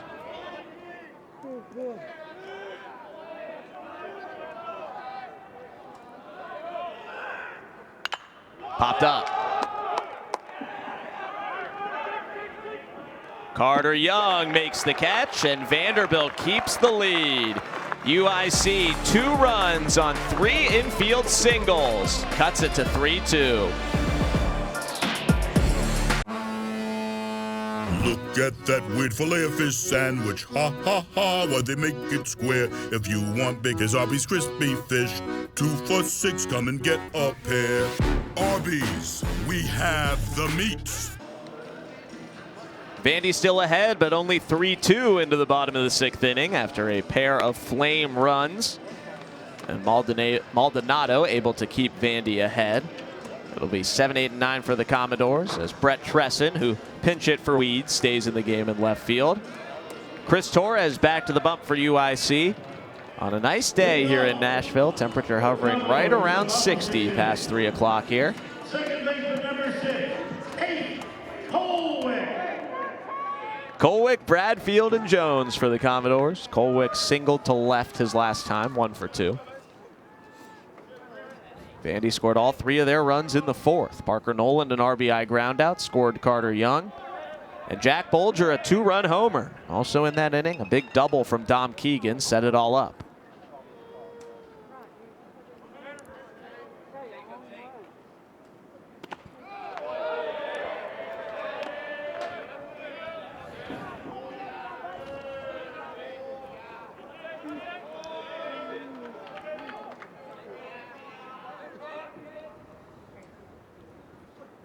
Colwick lines another one, but caught by Thomas Norton.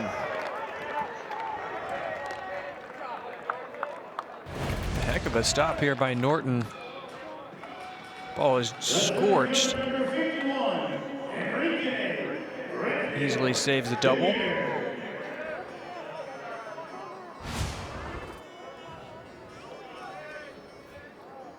Great play by the 5th-year senior third baseman for the Flames. He steps in with Enrique Bradfield at the plate. Bradfield a ground out to first and a fielder's choice today. Stole a base after reaching on that fielder's choice in the 4th.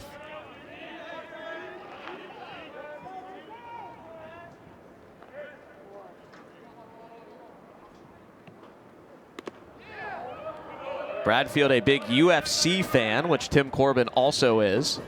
Not sure if they were watching the Adesanya fight last night. Tim Corbin said when he coached Khalil Green at Clemson, he used to always have Khalil over at his house for the pay-per-view nights.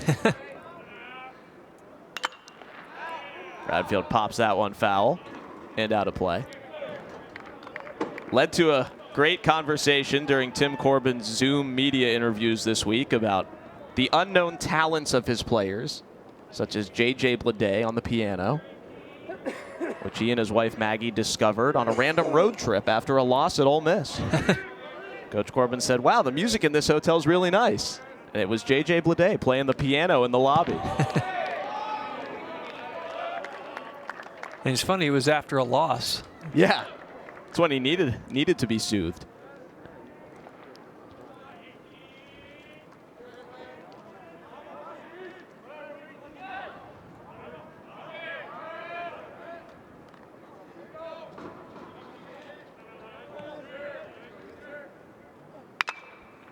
Popped up. Lynn Peistrup. 2 quick outs for Chris Torres in the Vandy 6th.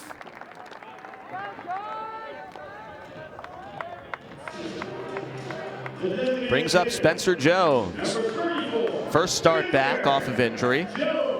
A double and a strikeout. Hitting in the 9-hole and DHing, and he becomes the 12th Vanderbilt hitter to start a game this season.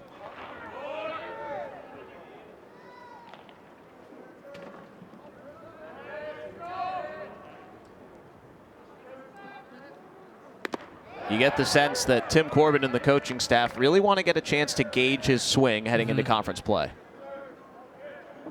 Yeah, and I've mentioned multiple times for the pitchers, you throw them out there and see how they react to different situations. Similarly, these hitters, especially a guy like Jones who hadn't had a lot of opportunities because of his injuries.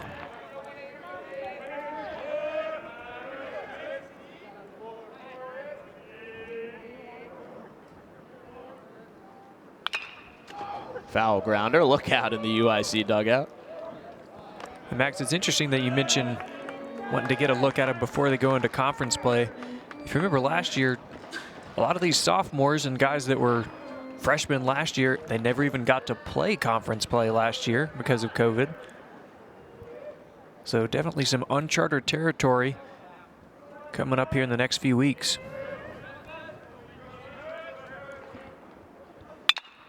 Grounder, just foul. That was one of the things we asked about the team just at the beginning of the year with Tim Corbin is, how do you think you're going to be? And he said, not really sure. He said a lot of these guys they're not completely battle tested just because we haven't gone through an entire SEC season. So it'll be interesting to see their development as they, go through the year. Swing and a miss, strike three. Chris Torres fired up after a 1-2-3 sixth, and it's a 1-run game. 3-2 Commodores going to the 7th inning. Max Hers and Andrew Harris with you here at Hawkins Field. Final of 3 on the SEC Network this weekend after Vandy took the first 2. Nick Maldonado replaced Jack Leiter and got all 3 outs in the 6th. And here comes Ethan Smith for his 3rd appearance of the season, all out of the bullpen. Yeah, Smith, the guy that Scott Brown, Tim Corbin kind of started to move him towards the end of the game. They really like his velocity. Here he comes out with a couple different fastballs, 4-seam and a 2-seam, but he's just going to attack the zone.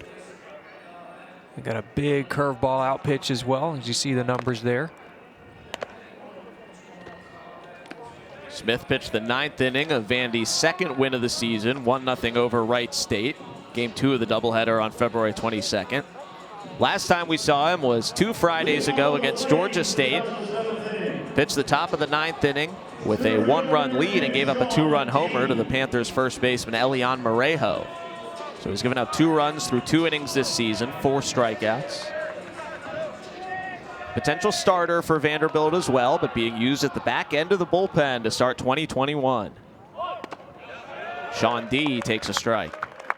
9-1-2 for the Flames. Sean D, Thomas Smart, and Brian Rosario after they chased Jack Leiter, got their first 3 hits and scored a pair of runs in the 6th.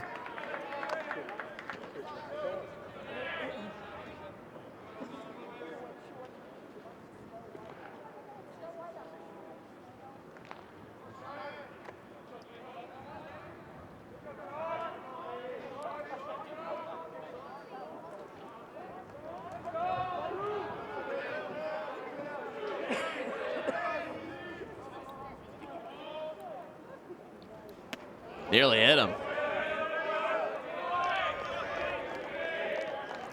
Sean D struck out twice against Jack Leiter. Ayo. Swing and a miss, strike 3. Ethan Smith completely fools him with the slider. Yeah, it might have been a setup pitch, the ball in his face, and then comes out with the slider on the outside corner.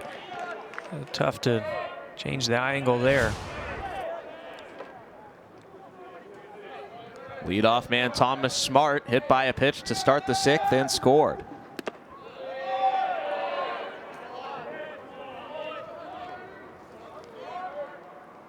Smart this weekend, 1 out of 8, on base 3 times in 11 plate appearances. Lines this one to left field towards the corner. Thomas Smart with a 1-out double. Tying runs in scoring position for UIC. Nice aggressive hack here. Fastball a little bit up in the zone. Scorches it down there in the hidden corner in left field. But he was thinking 2 right out of the box.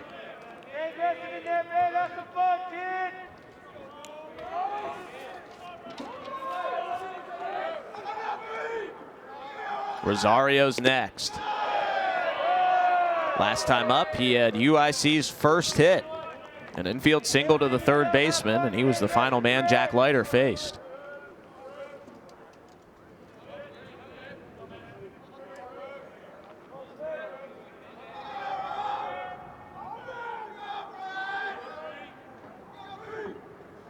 Swing and a miss. Arm side fastball from Ethan Smith.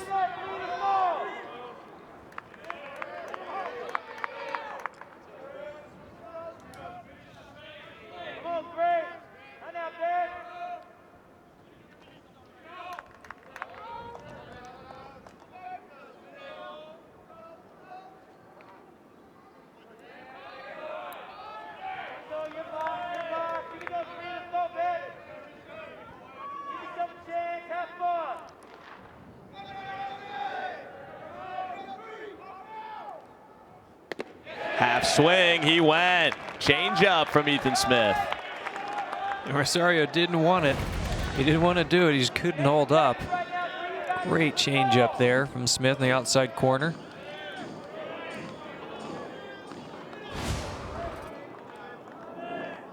He's got 2 strikes, but got that runner in scoring position, so just trying to get something he can get in the outfield. Takes that one. Smart holds at second.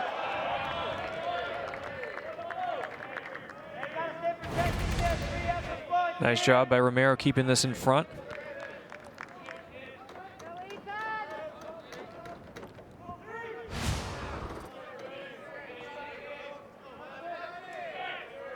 Young keeps Smart close at second.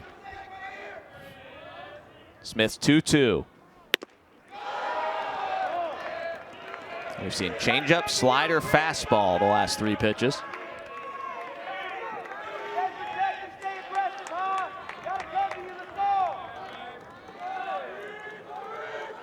And Smart is going to be able to stay close at second base because it does look like Young is playing a little bit shaded towards the pole side, so very close to that base. Swing and a miss, strike 3. Ethan Smith gets the chase for the second out. A big time strikeout here from Ethan Smith. Ball down in the zone. Rosario just a little bit underneath the hands, couldn't get the barrel on it. Smart still at second with 2 down for Matt Botcher. 0 for 3 today. Reached on the fielder's choice that Carter Young dropped what would have been an out at second last inning. Pokes this one to left, but Bolger's there. That's Davis in left field, and Vandy gets out of it. 3-2 Commodores as we stretch.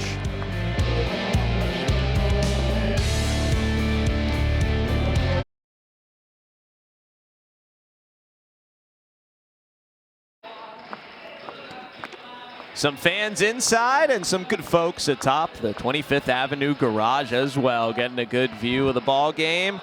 Nice day in Nashville, probably a little breezy up there. 3-2 Commodores going to the bottom of the 7th after Ethan Smith dances around a 1-out double. Third pitcher of the game for UIC on out of the bullpen. That is just below those best seats in the house. It's Joey Morris, senior right-hander, making his second appearance of the season. Pitched 2 1/3, a scoreless relief in their series against Florida International, and actually got the win out of the bullpen in their only win of the season so far in the series finale. 10-6 they won that one over 2 weeks ago. Yeah, you saw the numbers there from Morris. The fastball jumps up there about 92. One of the better pitchers out of this rotation, or in this reliever out of the pen. And a good big breaking ball as well, so just trying to keep this 1-run lead. UIC definitely doing everything they can this game to stay in it and avoid the sweep. Top of the Vandy lineup, Cooper Davis, Carter Young, and Dominic Keegan. Swing and a miss. Davis 0 for 2 with a walk his last time. Been on base 4 times out of 11 plate appearances, back atop the lineup this weekend.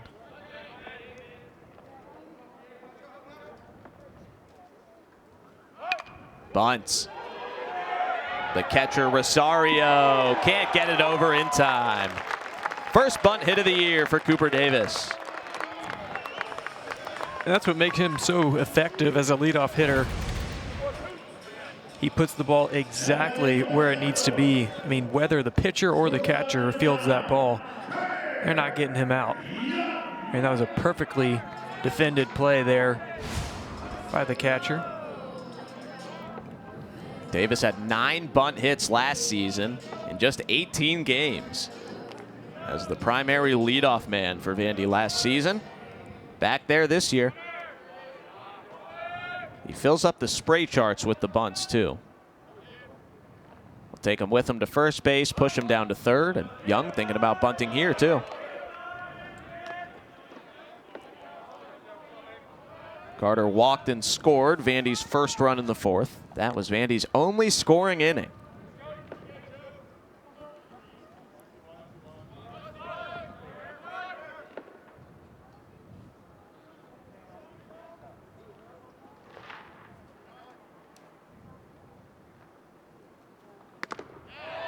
Jack Bolger had the big swing in that 4th with a 2-run homer, his first college blast. You saw Cooper Davis make that catch in left field to end the top of this inning. Bolger's out of the game. Davis moves from right to left, and Isaiah Thomas went into right field. First game all year that Isaiah Thomas has not been in the starting lineup. Same with Jason Gonzalez.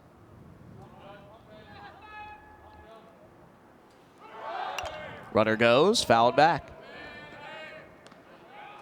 Yeah, I think Young wants that ball back. The hanging pitch, he was right on, just barely missed it.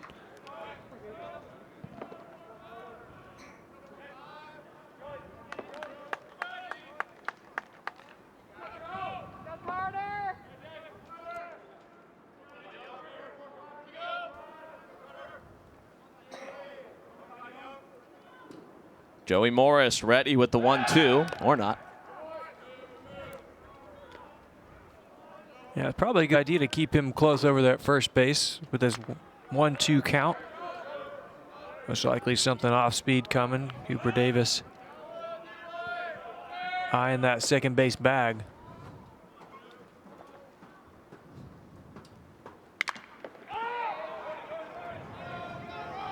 Norton gives it a look. Can't make the play. That stayed in for him. Not a lot of foul ground on either side here at Hawkins Field. Yeah, that's probably the spot that has the most foul ground, right behind the TV bays. But that wall comes up on you quick. Definitely a hitter's park when it comes to foul balls. Not going to get cheated on any balls caught in foul territory.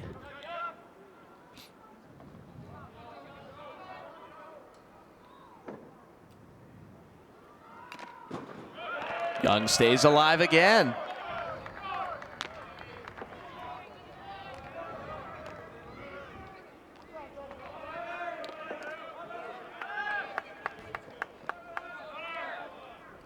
Young hitless today.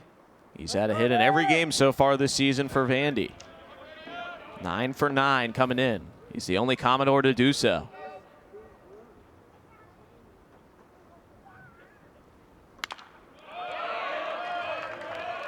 Six pitches deep, it's still 1-2. Nice AB here from Young.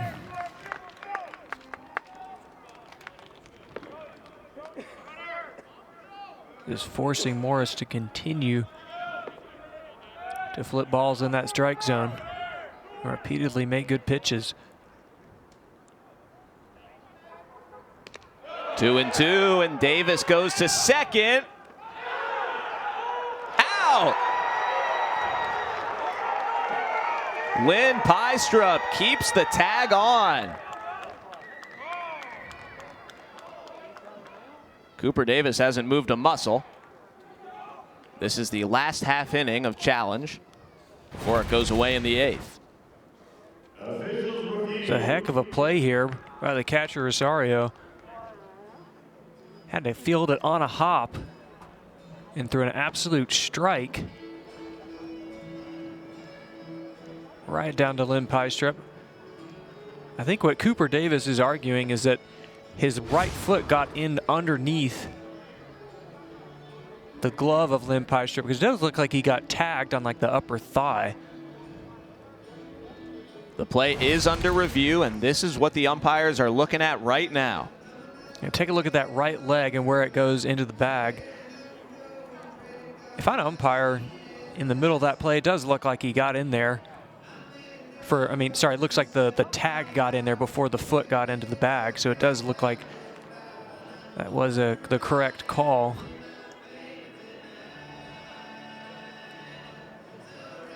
Second base umpire Scott Klein did have a pretty good view at it. So Lynn Pystrup did a good job of kind of blocking second base.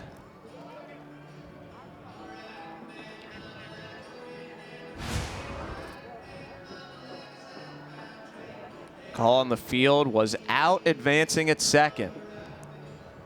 Let's see what the umpires rule, and the call stands. Brian Rosario to Ryan Lynn Pystrup eliminates the leadoff base runner. And you can't fault Cooper Davis for trying to run on that. I mean, the ball got pretty far away from Rosario, but was popped up there. And got to give a lot of credit to Rosario for making a heck of a throw. 1 out, 2-2 on Carter Young. Pitch was a ball. And Young calls time.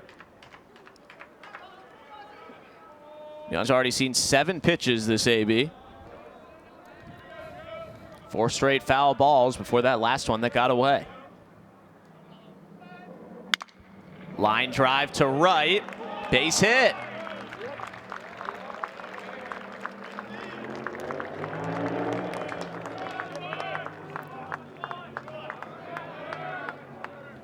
Very, very long AB there for Young. But it was rewarded with getting a ball up in the zone he could take a whack at.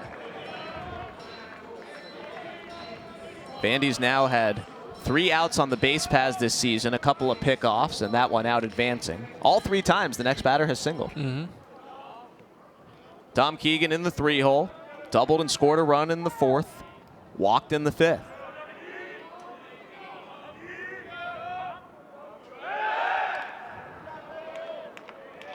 Good job by Nagelbach to keep that one in front of him.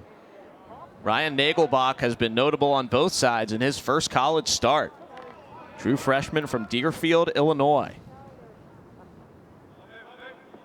An RBI bunt single in the 6th and some good defense over at first base.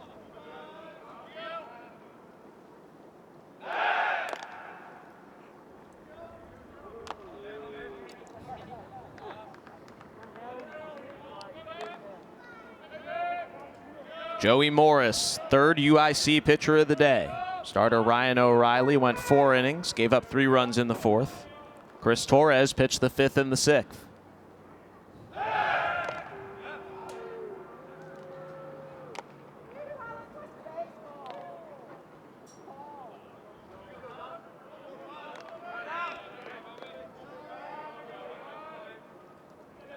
All of Vandy's scoring in the last 2 games of this series has run through the middle part of the order.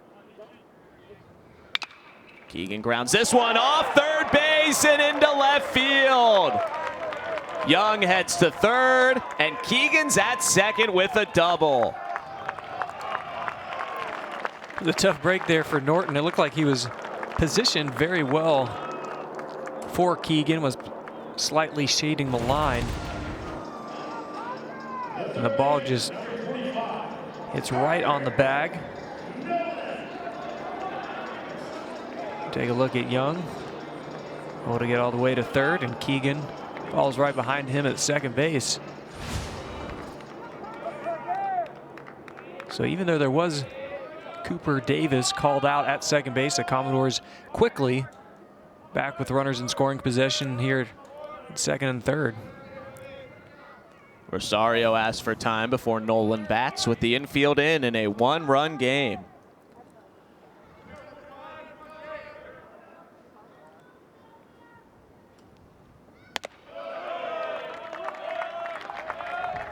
One 1-0 on Nolan. Brought in Vanderbilt's first run with a ground out in the 4th. Also batted with these same 2 men in these same 2 positions. Young at third, Keegan at second. That time it was with nobody out in a scoreless game. This time with one out, up 3-2. Rip to center. D on the move, makes the catch. Young coming home and scores. 4-2 Commodores on a sac fly by Parker Noland. And a fantastic piece of hitting there by Nolan. There's another slider up in the zone. He's able to sit on. Got something he could handle. Put it further out in the outfield. And an easy sac fly. Move the runners up as well. Keegan goes second to third with 2 down. He's there for Isaiah Thomas, who bats for the first time. First time he didn't start this season. Cooper Davis started in right, moved it over to left last half inning, and Thomas comes in late in the game with a lead.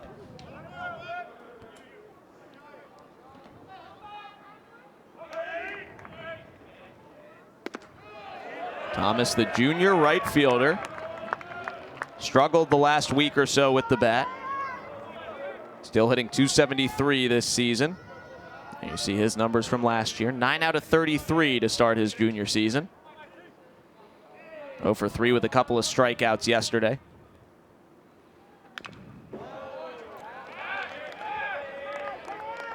I think it was on Friday. We saw a few swings from Thomas that looked like he was, getting ready to swing, and then he'd stop, and he'd continue to swing, and just kind of awkward. Definitely looked like he might have been thinking a little bit too much. He's got some fantastic skills. You just kind of want to go up there and just take some hacks. Bouncer back to Morris. Gets the out at first to end the inning. But Vandy adds on 1 run on 3 hits to take a 4-2 lead.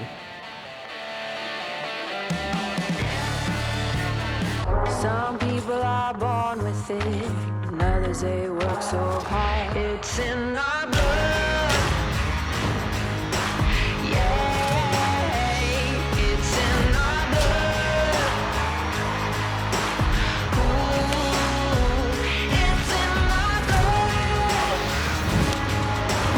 We can't quit because it's in our blood.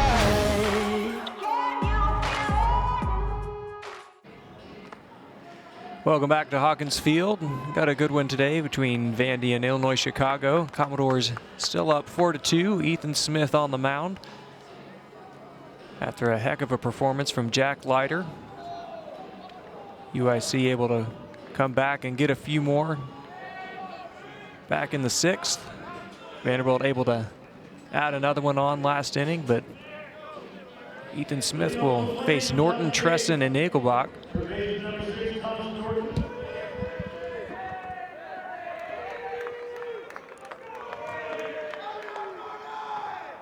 First pitch of the top of the 8th is fouled off.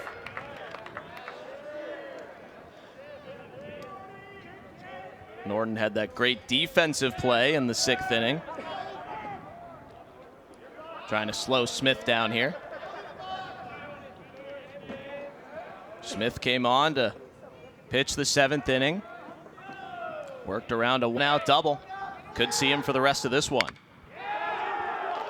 Nice play by Tate Colwick.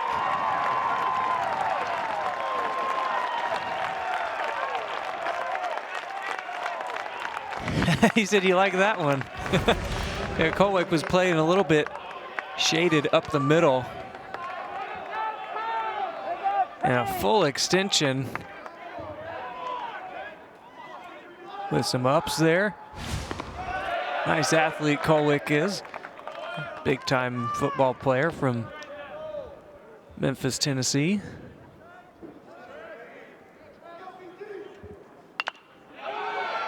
Grounder to Keegan. Easy second out. 2 quick ones for Ethan Smith with some help from his defense.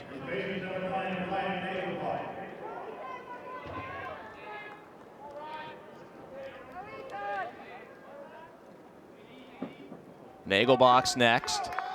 Bunt single to bring in a run his last time up, and Smith blows that one by him at 92.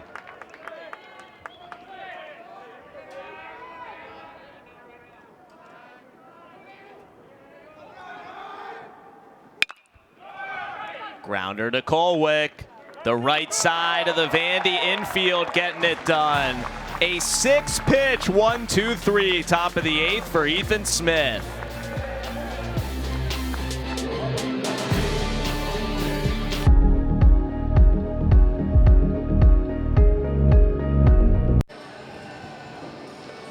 Vanderbilt 4, UIC 2. Chance for Vandy to add some insurance here in the bottom of the 8th inning. Max Hers, Andrew Harris with you on the SEC Network.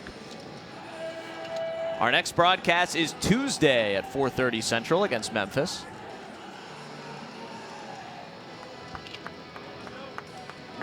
Joey Morris back on the mound. Third pitcher of the day for UIC will face 6, 7, and 8 in the Vandy order. As you see, plenty of scouts in those sections behind home plate. They got to see 5+ innings from Jack Leiter today. Struck out 11, allowed just 1 hit. It was an infield single to the final batter he faced. After he left the game, 2 runs were charged him. One of them was earned. Romero has caught all 3 of Leiter's starts this season. And he says a lot of people have asked him, how hard is it to catch Jack Leiter? He has so many pitches. And he says, Jack makes it easy. The man's a pro.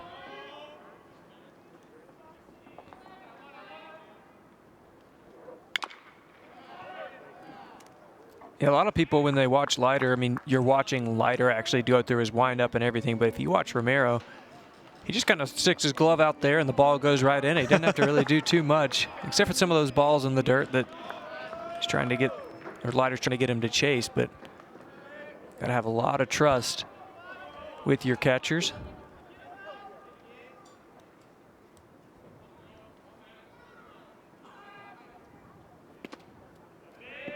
Speaking of catchers, that one might be strike 3 if Rosario holds on to it.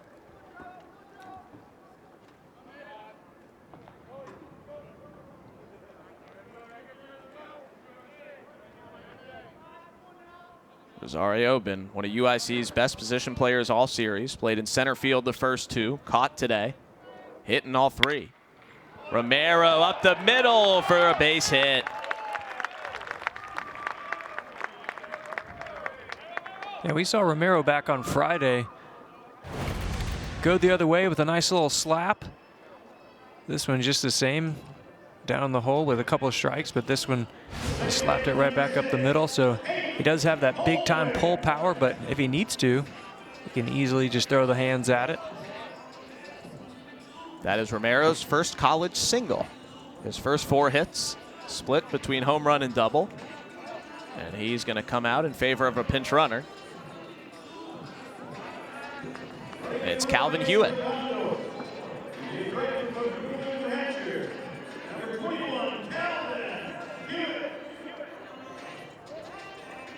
Second time we've seen Vandy go with a pinch runner this year in a close game situation. First time it was TJ McKenzie. This time it's Calvin Hewitt. And both times it's been for Max Romero. Commodores trying to add on to a 2-run lead with Tate Colwick up. He was robbed by Thomas Norton last time, and he returned the favor, robbing Norton in the top of this inning. Our second rosin explosion of the weekend on the curveball swinging strike.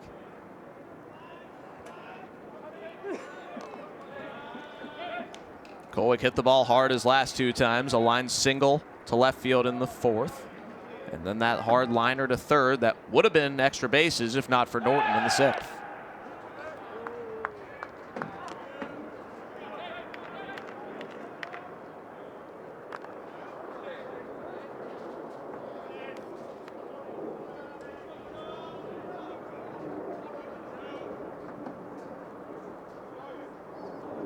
Helicopter traffic overhead as Colwick awaits the 0-1.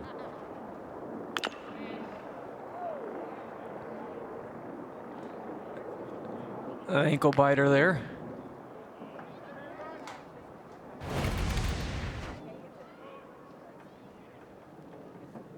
I find it funny, the guys that usually have those pads there, it always gets it in the spot that they don't have covered up. Yeah. We've seen some Vandy players with extensions on those that cover part of their cleat too. It'll be tough with the strap on these military greens, though.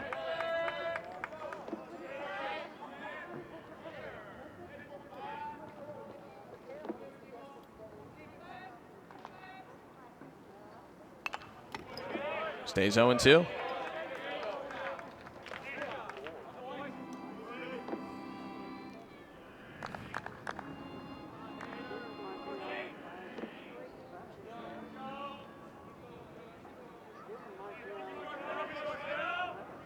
Cal Hewitt running in Romero's place gets a lead off first.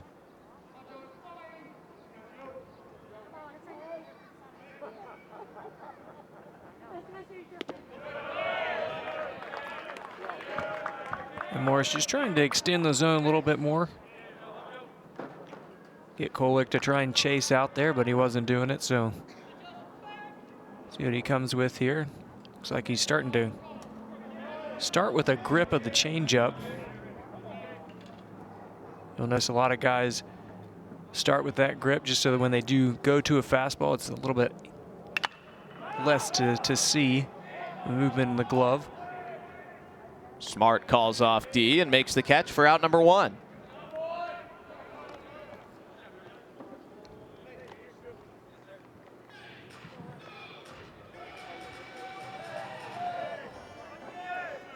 One and a third innings so far for Joey Morris.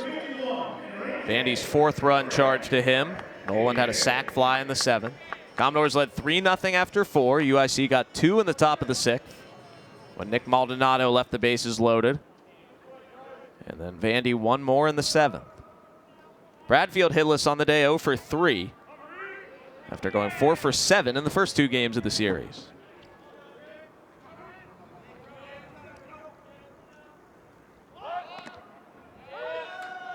Tough pitch to bunt right there.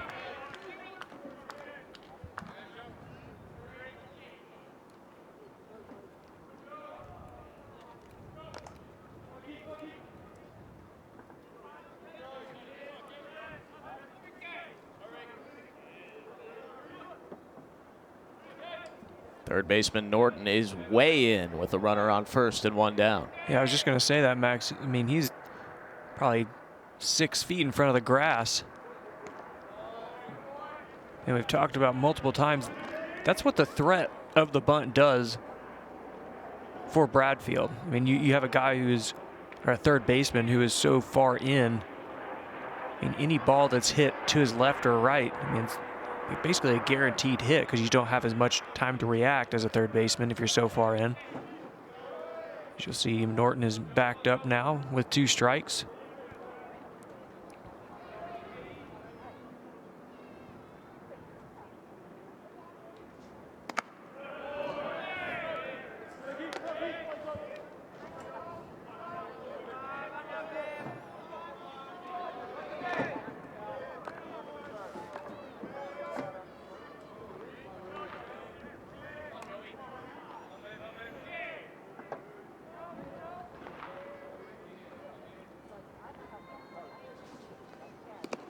Two and 2.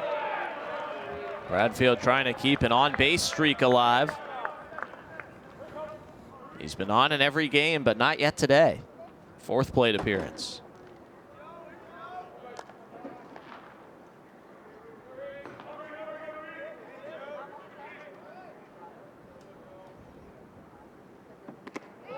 Full count. Some pretty solid pitches there from Morris. Right on the outside corner. Plate umpire Jeff Wright just not giving it to him. Not sure how Bradfield is laying off of those.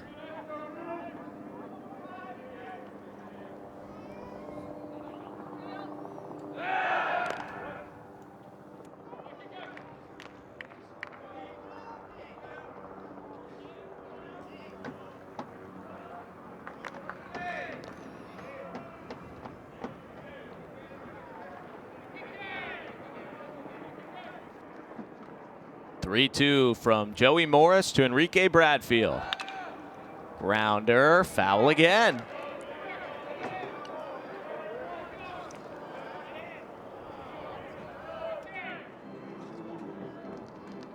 Hewitt back to first. He's gotten busy over there since running for Max Romero. We will see if Hewitt stays in the game for outfield defense. We have seen him come in a couple of times in left late.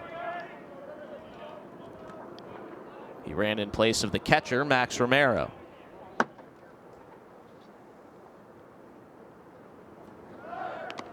Ball 4. First and second with one down for Spencer Jones. And Morris was just wearing out that outside corner, but could never get it to fall. But selfishly, I'm excited to see Spencer Jones get another crack at it. Oh, yeah. Jones doubled off the green monster with 2 outs and nobody on in the third inning for Vandy's first hit of the game. Struck out both times since.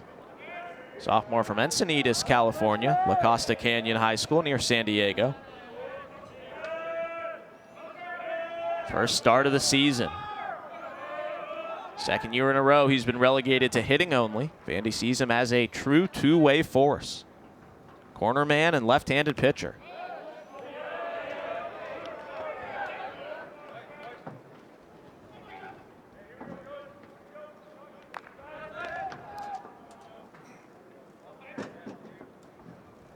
Jones, 19 years old, 6'7" tall, 225 pounds.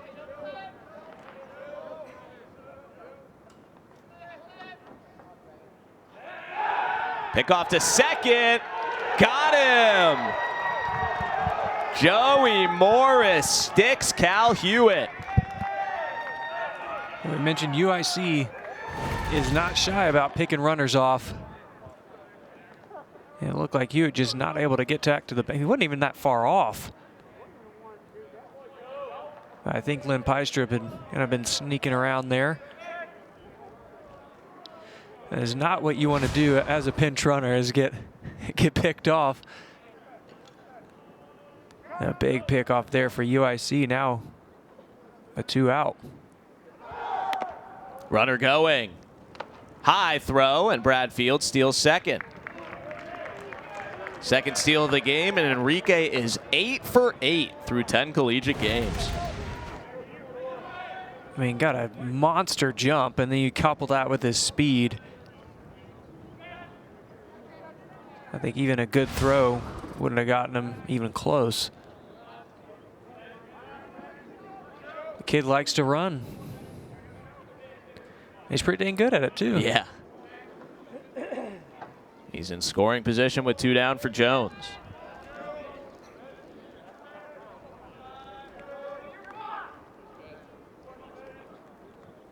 So now Bradfield at second base. The shortstop Lynn Pystrup is in the area. The pull side lefty shift on Jones certainly helps on pickoff coverage too.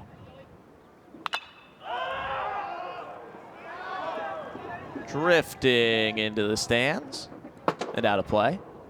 Nice play on a hop. First one we've seen this year. Yeah. And Bradfield was already home and then some.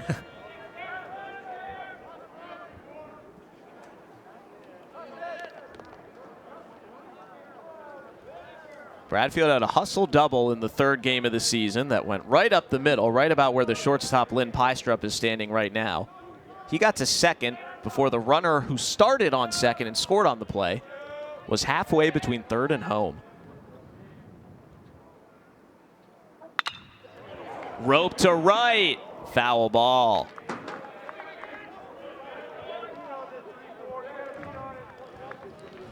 Saw Jones go opposite field for a double in the third. Tim Corbin said after a couple of late game groundouts in his first 2 at-bats back Friday night, he liked how he flipped the barrel over for the pull side. And we've got a mid-at-bat pitching change. Mike D gets Joey Morris. They'll go with the lefty in a 2-strike situation. 4-2 Commodores. 2-2 man in scoring position with 2 outs in the bottom of the 8th. UIC goes back to the pen. Junior lefty Mark McCabe on for his season debut.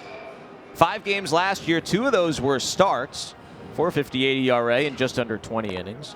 2 years ago, he was great out of the bullpen as a true freshman. 17 relief appearances in 2019. 20 and a third innings. for the man from Naperville North High School in the Chicagoland area. And he's called on here basically to get Spencer Jones out, trying to get the left-on-left matchup. He's already got 2 strikes on him. So it's difficult as a hitter to see a new pitcher mid at bat. It's also difficult for a pitcher to come into this situation as well. You got a runner in scoring position, and you're expected to do one thing, so you don't have a lot of time to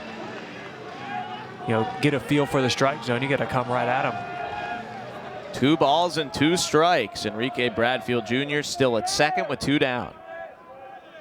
Vandy trying to augment a 4-2 lead.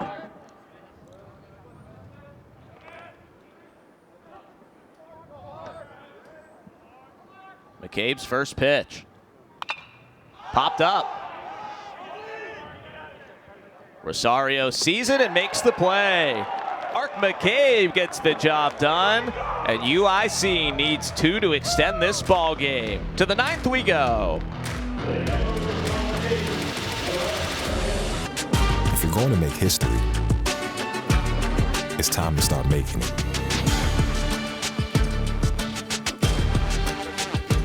Top of the 9th inning, Vandy needs 3 more outs for a series sweep over UIC. Max Erz and Andrew Harris at the Hawk. Hope you enjoyed this weekend set. We certainly did.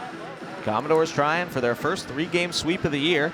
CJ Rodriguez behind the plate for the 9th inning after Calvin Hewitt pinch ran for Max Romero. So that is a straight change. And Ethan Smith still on the mound for the Commodores. Has put up a pair of zeros and allowed just 1 hit in the 7th and the 8th.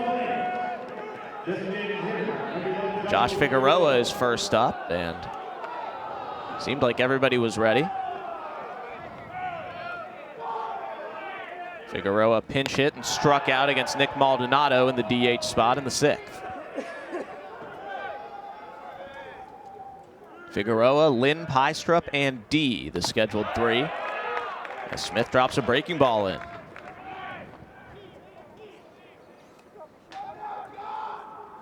Swing and a miss. Went slider, then right back with the heater. And I don't think you'll see UIC really taking too many pitches. They're going to be pretty aggressive here. I know they do need base runners, but they're not going to let Vandy get ahead of them. They're going to try and take advantage of some of those early count fastballs.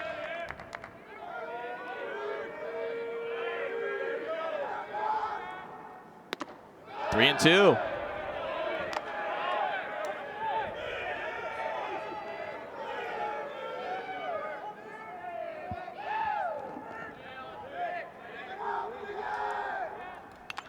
Fouled back. Figueroa, the 5th-year senior, one of the leaders on this UIC team, trying to start the 9th inning off right. Swing and a miss, strike 3. Ethan Smith wins the 7-pitch battle. I thought Figueroa did a really nice job with that at bat, but Ethan Smith with a really, really nice slider here.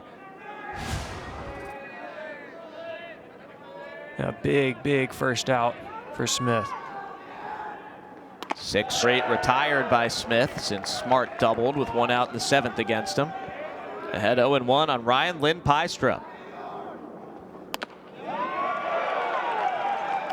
Lynn Pystrup hitless on the weekend, a couple of walks, 0 for 8.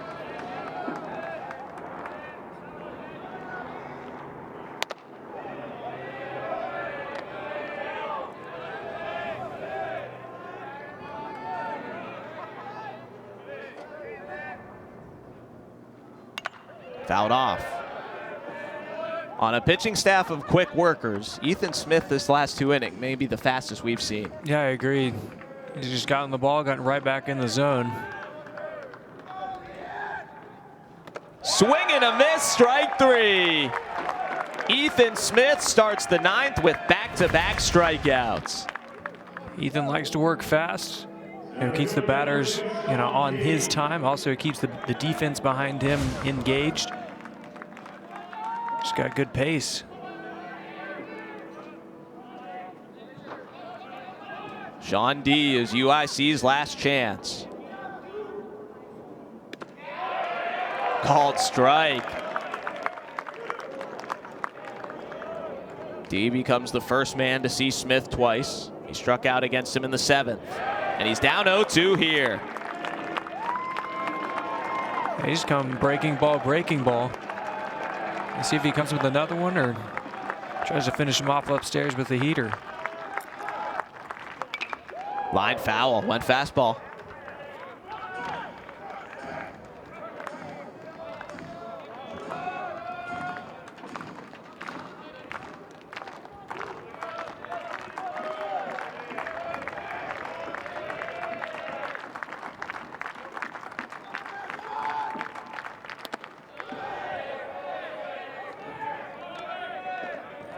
Ethan Smith pitching for the first time in 9 days, looking for the 3-inning save.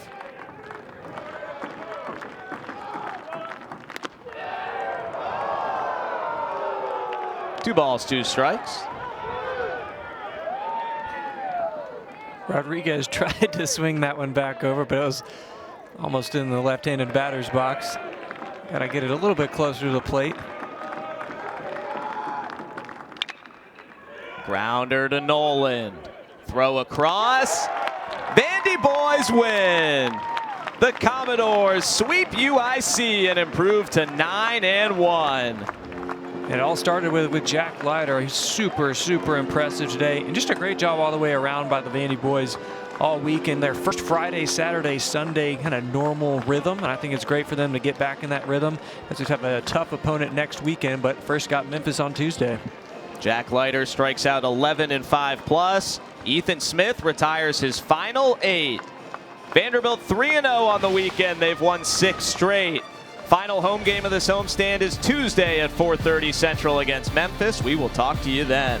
So for Andrew Harris, our producer Doug Stanton, director John Walgren, I'm Max Hers. This has been a presentation of ESPN.